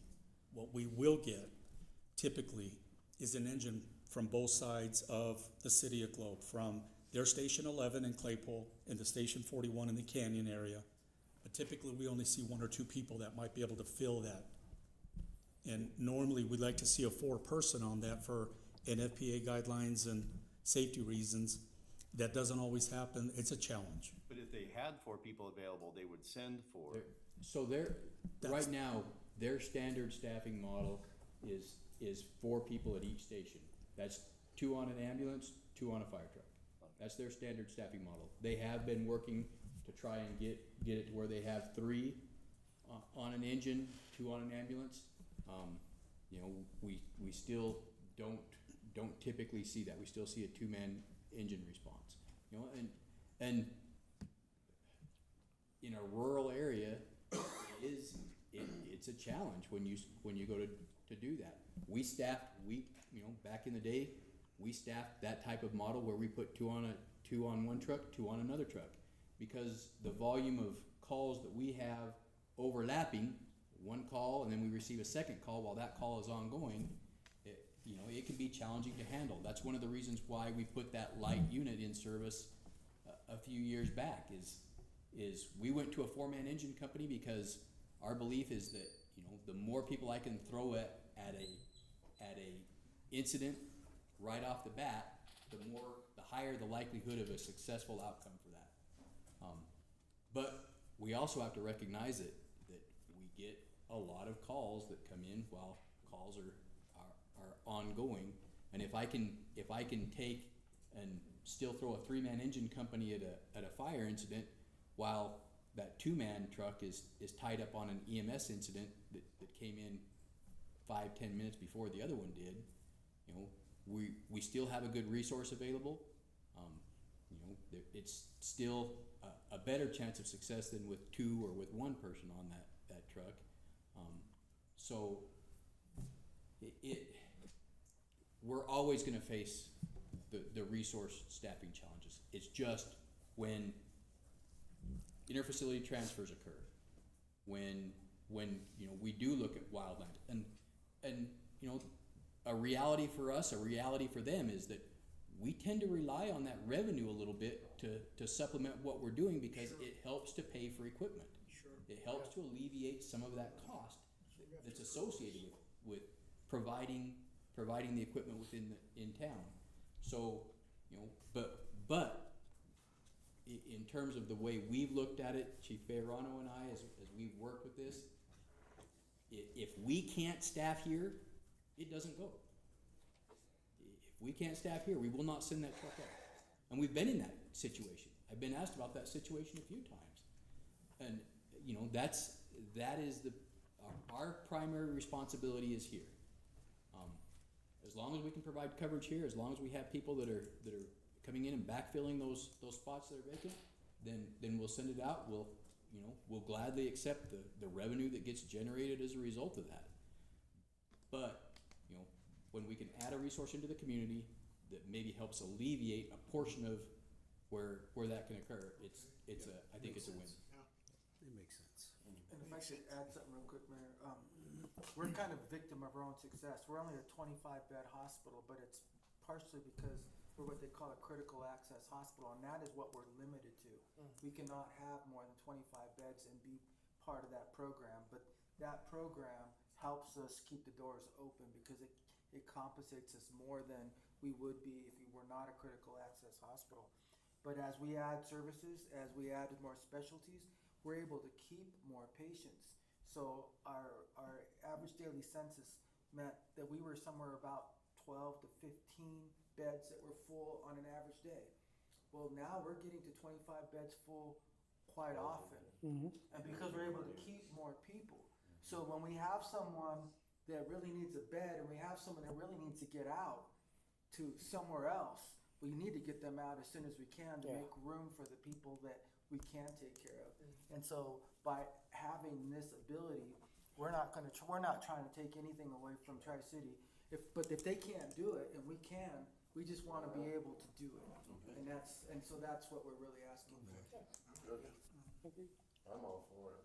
Another question is when Tri-City is on an indoor facility or even on a wildland assignment and they're short on manpower, do they rely heavily on Globe to respond to Miami and to unincorporated, the county areas to help, to back them up because they're short manpower? That's correct, sir. Yes, under the current auto aid agreement that we have, they do count on our services, and typically we'll have the 4-man company respond, and a light duty chief officer vehicle to also respond. Typically, that's ideal when it sends resources. We'll also notify our staff to come backfill the station, at least to be available, letting them know that there are resources out of the city just to at least get the coverage back here. So it's an asset. Go ahead, Freddie. One last question. So this letter of support basically is to provide it to the agency that's gonna make the decision. Provided to the Arizona Department of Health Services. Okay, all right, And they are the agency that reached out to us. okay. I have nothing else. Do a motion? I understand it now. Mr. Mayor, I make a motion to approve a letter of support. And Do we have to waive the rules? waive the rules. There's a deadline on it, yeah. Yeah. Okay. October 3rd, right? Yep. I'll second. We have motion and second for approval of item 5B. Is there any further discussion? All those in favor say aye. Aye. Opposed, nay. Motion passed. Thank you, Chief. Thank you. Thank you, John. Well, that was a rough one, wasn't it? Action item 6A, consideration to award contract number CS 2026-0026 to Ferguson Enterprises LLC to provide scheduled maintenance in the city pressure reducing valves for the amount of $57,546.82 from funding account 508051251251 well pump maintenance repair. Travis, Vince, I mean. Yeah, thank you. Travis, you look like Vince today. You got that truck started up outside? It's on We're already. almost done. Good evening, Mayor and Council, thank you. Yeah, this is part of our 5-year maintenance plan, but this project actually comes up every 3 years. This is for a contractor to come in and service our PRV valves, our pressure reducing valves, that create the downtown pressure island. There's seven pressure or PRVs that are in place that create the island. So he comes in, he's gonna replace diaphragms, rubbers, seals, check the pressure gauges, make sure everything's dialed in the way it's supposed to be. And then, again, he'll come back in 3 years, hopefully. Any questions? Vince, are these the PRVs that were installed back when the big infrastructure water project took place, what, 10 years, 2015? I know it was in before I got here, and I've been 8 years now, so, John, 10 years? Yeah, okay.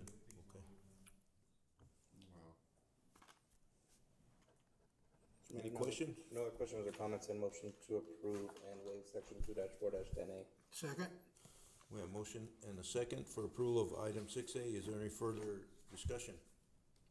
All those in favor say aye. Aye. Opposed, nay. Motion passed. I don't think we have to waive the rules on that. No, we don't have to wait. This is it. Right?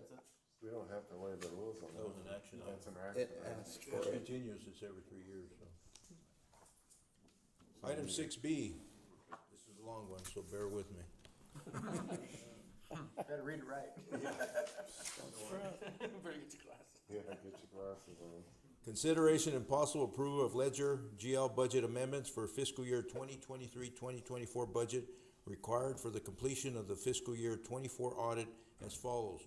Reduce fiscal year 24 administration contingency number 10555300 by $925,000. Increase fiscal year 24 fire miscellaneous number 10565129 by $300,000. Increase fiscal year 24 police miscellaneous number 10575129 by $550,000. Increase fiscal year 24 economic development miscellaneous number 10665129 by $75,000. Reduce fiscal year 24 grant miscellaneous grants line number 208008999 by $36,530. Increase fiscal year 24 library miscellaneous number 158051289 by $25,000. Increase fiscal year 24 water administration miscellaneous number 508151258 by $10,000. Increase fiscal year 24 active adult transportation meal supplies number 73925129 by $500. Increase fiscal year 24 2017 WIFA water projects 2017 WIFA grant number 538051200 by $30. Increase the fiscal year 24 fire pension volunteer pension number 958051057 by $1,000. Tina. So, Mr. Mayor, members of council, we're gonna ask our budget manager, Tina Allen, to come up and speak to this, and run through the background on this. But just so you know, we have been, working through our audits. About 6 months ago, we did the 23 audit, and that was prior to Tina coming on board. And in that audit, we were, called out for not having balanced budget within the department. So we had more expenditures than revenue. And now overall, through the whole budget, city general fund budget, we had more revenues than expenditures, but we're required to have the departments balanced. And so we are now about going to the 24 audit, to come to council. In order to resolve that issue, these are the general fund and grant transfers that will ensure that our departments are balanced along with the complete budget of that year balance. So you remember that part of those audits. This is the step that we need to take to adjust the funding, so we do this tidying up so we have a clean audit. Tina, I'll let you explain this better. Good evening, Mayor, members of council. Thank you for giving me this opportunity to review and adjust your fiscal year 24 budget with you this evening. We know we are 7 months behind schedule in getting this audit done. Ideally, we would have done these budget adjustments much earlier as well. However, I would like to provide you some explanation of the process, what we're doing, and why. First, I want to talk about budgets in general and budget adjustments. I have said before, when we're adopting the budget, that the budget is a roadmap. It's a roadmap to guide the city to where it wants to go. It sets out how you as a council will achieve your strategic plans in accordance with what your city values are. But it's not a paper map. You know, the old days, you fold out the paper map, you say, we're going to California, we're taking this way. It's not like that anymore. It's more like GPS. It's like Waze. We get feedback during the year. We don't set the route and then follow it come hell or high water. Things happen. Sometimes revenues improve, or sometimes you have revenue shortfalls. Grants come and go. Capital projects start on time. Sometimes capital projects don't start on time. So what we need to hear in our heads during a budget year is recalculating route. That's what we're doing. We're recalculating the route. So that's what a budget adjustment is. You're going to hear me say this tonight and going forward. My goal as your budget consultant is to normalize this process in your mind. A budget adjustment is not an accounting gimmick. It's not a trick. It's not smoke and mirrors. It actually is the normal and most transparent course of business to bring to you, the governing body, a needed change of course where it's put on an agenda, discussed, and made clear. I think the oddest question is, why are we recalculating our route on a 2-year-old budget?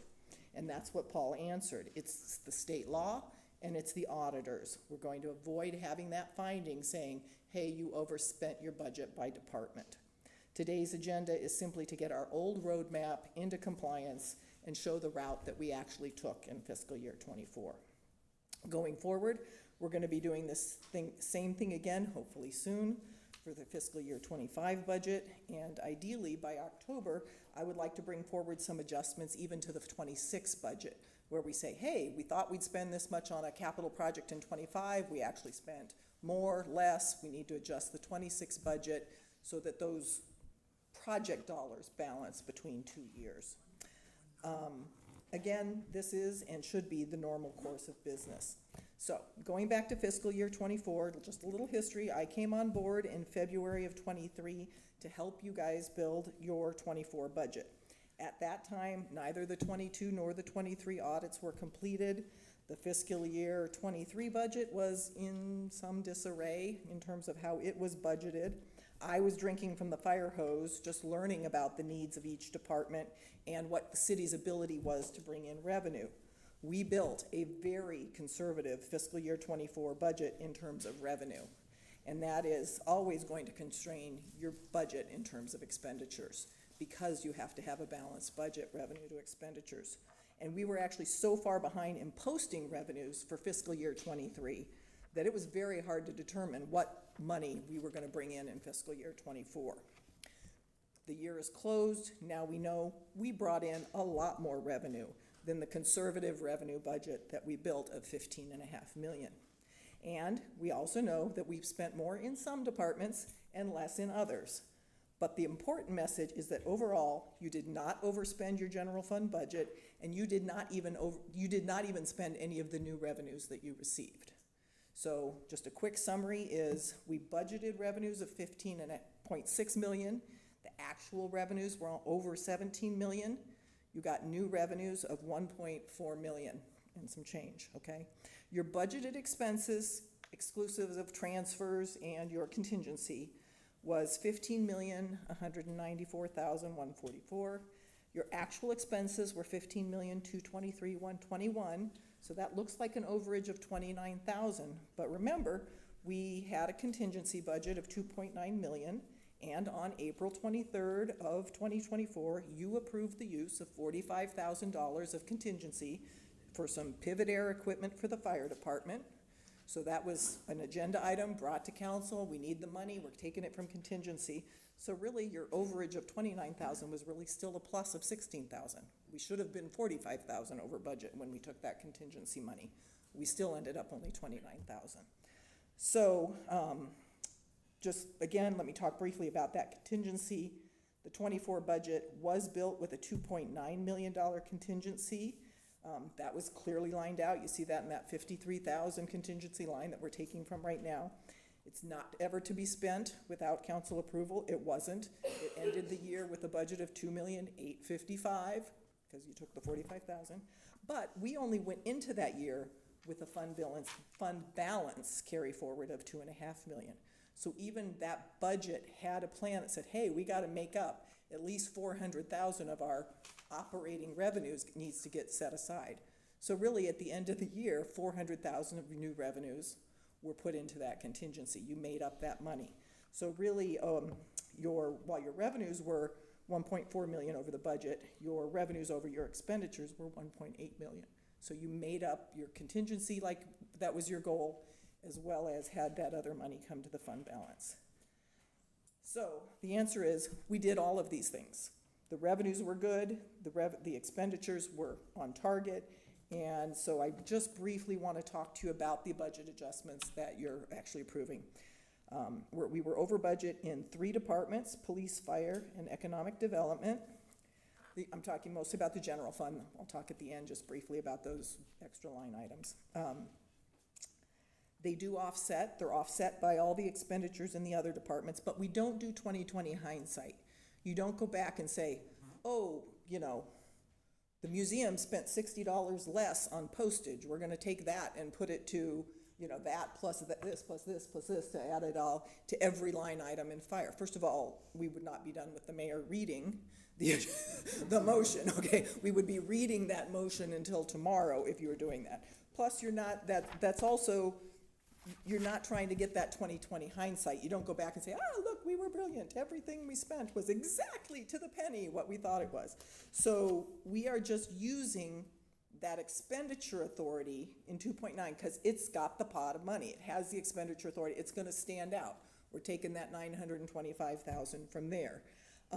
Same thing when we add it, we're just dumping it into those single miscellaneous lines. And really, so if anytime you go back and look at the 24 budget, you're still gonna see the line items that were over. You're gonna see that retirement wasn't fully budgeted. You're gonna see that the salaries weren't fully budgeted. We're actually even moving a little more than the overages right now, just in case the auditors find a little more, right? So we're actually, the fire's 262,000 over budget, and we're moving 300,000. Police is 533, we're moving 550. We're actually putting a little cushion into each budget at this point. You know, Mr. Mayor, members of council, I was afraid that we're gonna move this money around and then we may be $10 short. The auditors find something, we're $10 short, and then we get dinged on the audit just for that little bit. So we're padding these just to make sure that that we cover our bases and the money is there in the miscellaneous line items to make sure we have that clean audit. I'm sorry, Tina. No, that's fine. Police and fire, you have heard this over and over in your 25 budget development, your 26 budget development, that personnel, retirement costs, and overtime are the bulk of these. Police were having a terrible time, perhaps still are, you know, and every time they have a vacancy, not only does it cost you overtime, but the overtime is more, and that makes the PSPRS cost more. Fire had 5 people that fiscal year with either workers' comp, extended workers' comp, extended FMLA, or extended military leave. So 5 positions that have to be backfilled. They did, one of the things I learned, not until truly the 26 budget, so we may still be talking about this in the 25, is that the wildland fire overtime is reimbursed in revenue. And it wasn't really till the 26 budget that I got that into my head, and we increased those revenues and really beefed up the fire department's overtime budget. So that's kind of a thing where some of that revenue was covering those overtime expenses. So you know what's going on in public safety. Public safety has to be covered, and is in fact between if you look at what their adopted budget was in 24 and the adopted budget for those 2 departments in 26, it's gone up almost $3 million. So there was a problem, right? We weren't funding it properly. Economic development was about 65,000 over budget. Half of that was just miscoding errors. So there were $15,000 in grants that was budgeted in your council budget. It got paid out of economic development by mistake. There was 1 month, the economic development graciously paid the entire city's fuel bill. So the $14,000 bill 1 month just got hit economic development. So those kinds of things, it's not anything that they did or even spent. It was just, you know, errors in coding. I think their business travel budget, because the DC trip was always budget just in council. We're like, no, that's not how it should be. It should be, so we had actuals hitting economic development's budget when at the start of the year, it's like, oh, we just throw that into the council's budget and it's got the whole thing. So the bulk of them were that. There were a couple expenses that were unexpected, some search engine software, some analysis stuff, but over half of that error was just truly miscoding. And Tina, I just wanted to, one of the other, both in police and fire, vehicle maintenance costs. In fire, we didn't have anybody qualified to work on our vehicles, and mid-budget year, we had to take on a contract with a provider who had expertise in fire apparatus, and our trucks made a lot of trips down there, and they made a lot of trips up there, so in both police and fire vehicle costs, that's why it's good that we're getting new vehicles and getting out of the leases and buying them ourselves. Those are, all these costs are just unknown until they happen. But I'm sorry, Tina, go ahead. Nope, that's okay. Then just the last 5 items are the non-general fund items. Library, active adult transportation, I'm not even 100% if that counts as its own department. The fire pension fund had a final retiree payout, so those are just, I mean, they're all under what, $37,000, the 5 of those, so I don't even really want to go into them unless you actually have specific questions about that. Then $30 for WIFA? $30 for WIFA, because who knows what we paid Tally Ho Engineering for. Yeah, we had an outstanding bill, and so this is the housekeeping that we need to do, so when the auditors get all this, and so we're bringing this at this point because we didn't actually know what these amounts needed to be until the audit got to a certain point. Now, the auditors have been in the building, they were in and out of here 2.5 days, which is record time. We got these numbers, and they're about to go to finalize this audit, and so we had to quick get these numbers together. We have them here, we'll ask you to waive the rule, and then we'll do those adjustments, and then our auditors will be able to incorporate them, and we won't see that item in the discussion of the budget that our departments are not balanced. Questions? So, as I'm understanding, it's a net impact of 0. This is just an amendment to clean up the books, correct? That is what it is. It's And understanding where our finance department was after we lost our finance director. So I can understand where we're coming from, and I appreciate your hard work and staff's hard work going forward. But going forward, could we maybe look at quarterly updates so we can see this roadmap and say, okay, let's start cleaning this up in quarters instead of. Ideally, I would have loved to have had this done before the end of the fiscal year. No, I'd like to, I think October should be a kind of a capital project time where you say, here's all our one-time money, how much did we spend last year, how much carried forward? And that's important for your public works department to know, oh, it says I have $1 million in my budget. You're like, no, well, you actually spent an extra $700,000 last year. You really only have $300,000. We want them to see that. It is difficult to do it quarterly because once you're only a quarter into the year, you've got to do a lot of forecasting and have a real understanding. But definitely when we bring the 25, I want to have better explainations for you. Whatever would work for the finance department, but like I've said it numerous times, when we're up here on the dais, we see a coded number for an account, we see the money going somewhere, but we don't actually see how much money is left in that account, how much money has moved into this account, what that account is now being, and where that has brought it, and where the money is going. We just see numbers moving. Right. Unless we, ourselves, delve in. So, knowing that, I think it would be hard as a director to know, okay, I have this money in my budget, I've spent it, unless they are constantly going into it and saying, okay, I've subtracted, I moved it, I have a grant coming in, I moved this around, and that's what finance is doing, constantly moving these numbers. Yeah. So, actually, finance, nobody moves anything in the budget. No. Nobody moves everything in the budget until it's approved. It would be kind of ideal maybe to have some line item transfers. You don't want to spend your whole year saying I took 20 from here and moved it to here, but there are times where you move a big chunk and you say, look, I am committing in my budget to not spending this line item and spending it here.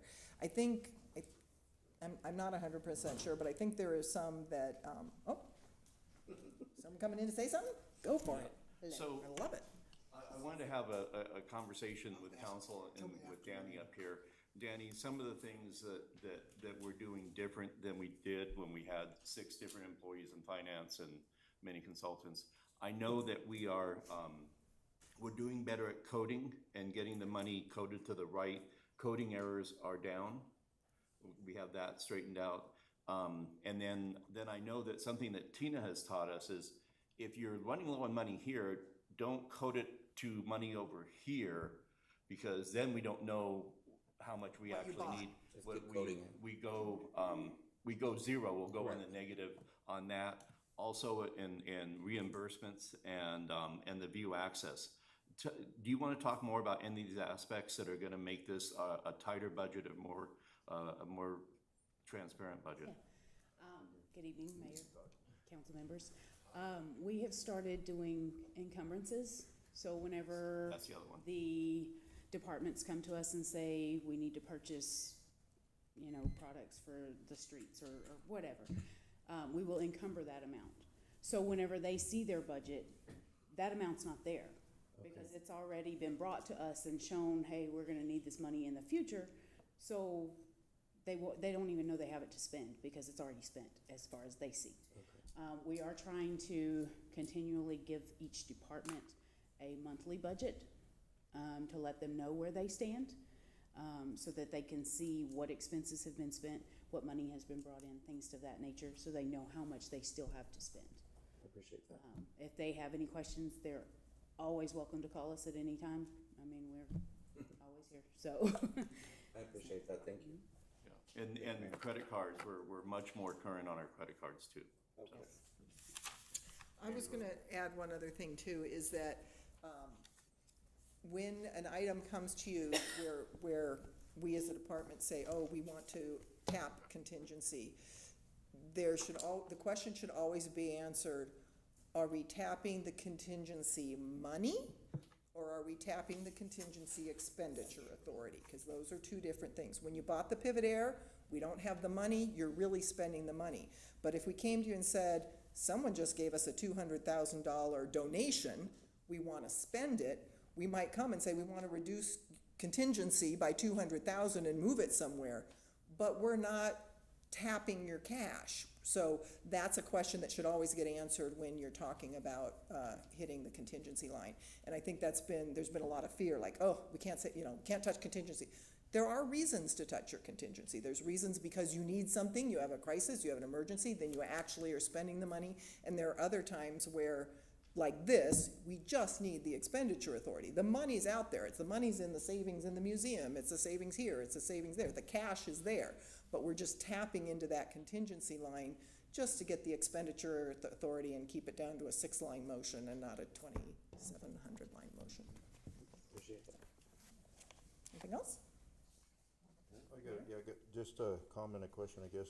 So I guess a comment is, are we, because we're venturing into, I know we had issues with our finance, but 10 years ago, we really didn't have any growth in our city. We were seeing decrease in revenue coming in, so we're decreasing our budgets. We didn't have overtime budgets. Everything was paid with comp time.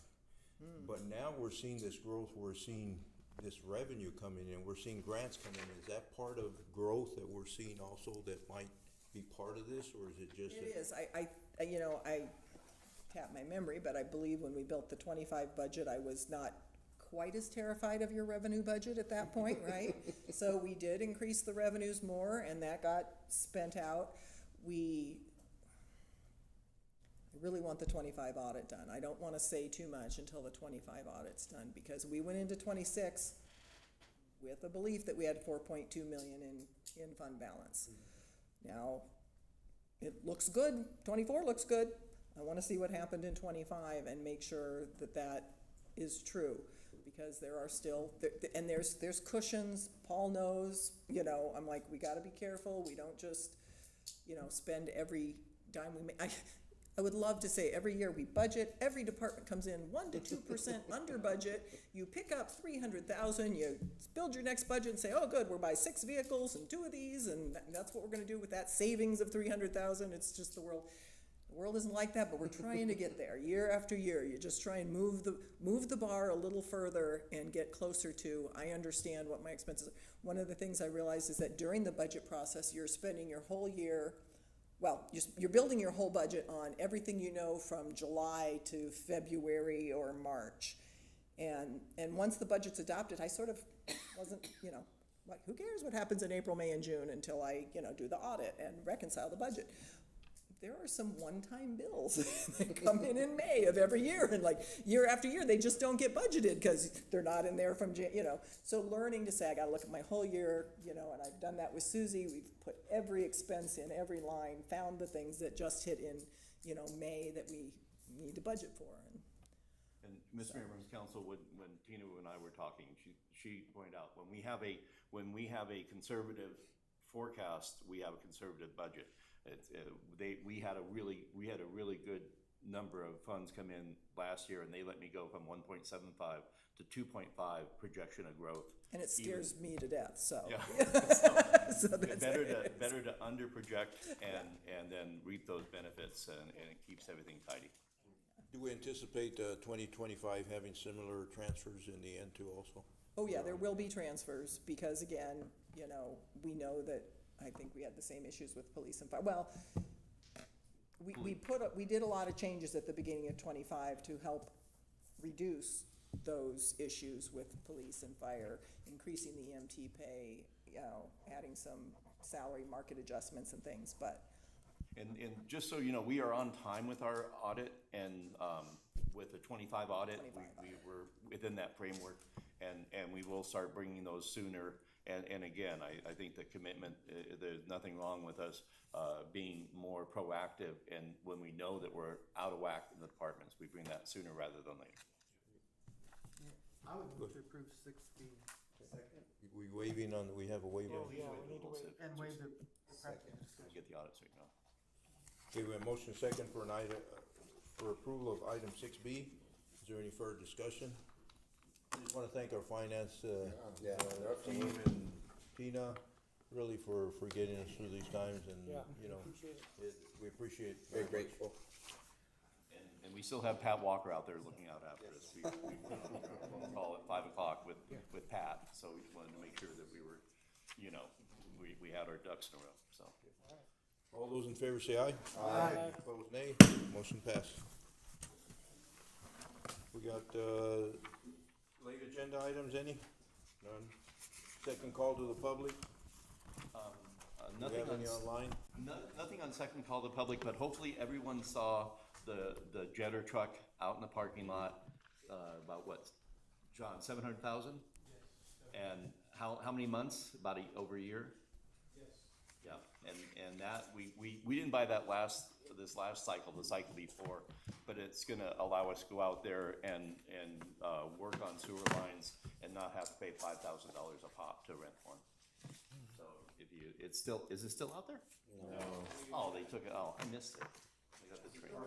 In front of the new ladder truck? When they have to bring it out the first time to use it, they said you can go out there. It'll probably be my They apartment. said you can go out there and learn to use it. Yeah. Yeah. Because they're gonna give me gloves and say, Yeah, and they'll take pictures, put it online. No problem. Will that fire use it for a tender for them? That's why I was late, Mayor. Yeah. Okay, scheduling of meetings? nothing. We're not ready to talk about that? No. Doing council work, group report. I think we did with the last one. Yeah. And Was And that Mr. done? Mayor, members of council, just want to let you know that Chief Walters has been zooming in through this whole period too. I see his name there. If need be. So we okay with work group reports? We did Okay, yeah. the one, the CON. Future agenda items? I have none. None? Motion to adjourn? Motion made. Second. Motion second to adjourn. All those in favor say aye. Aye. Meeting adjourned.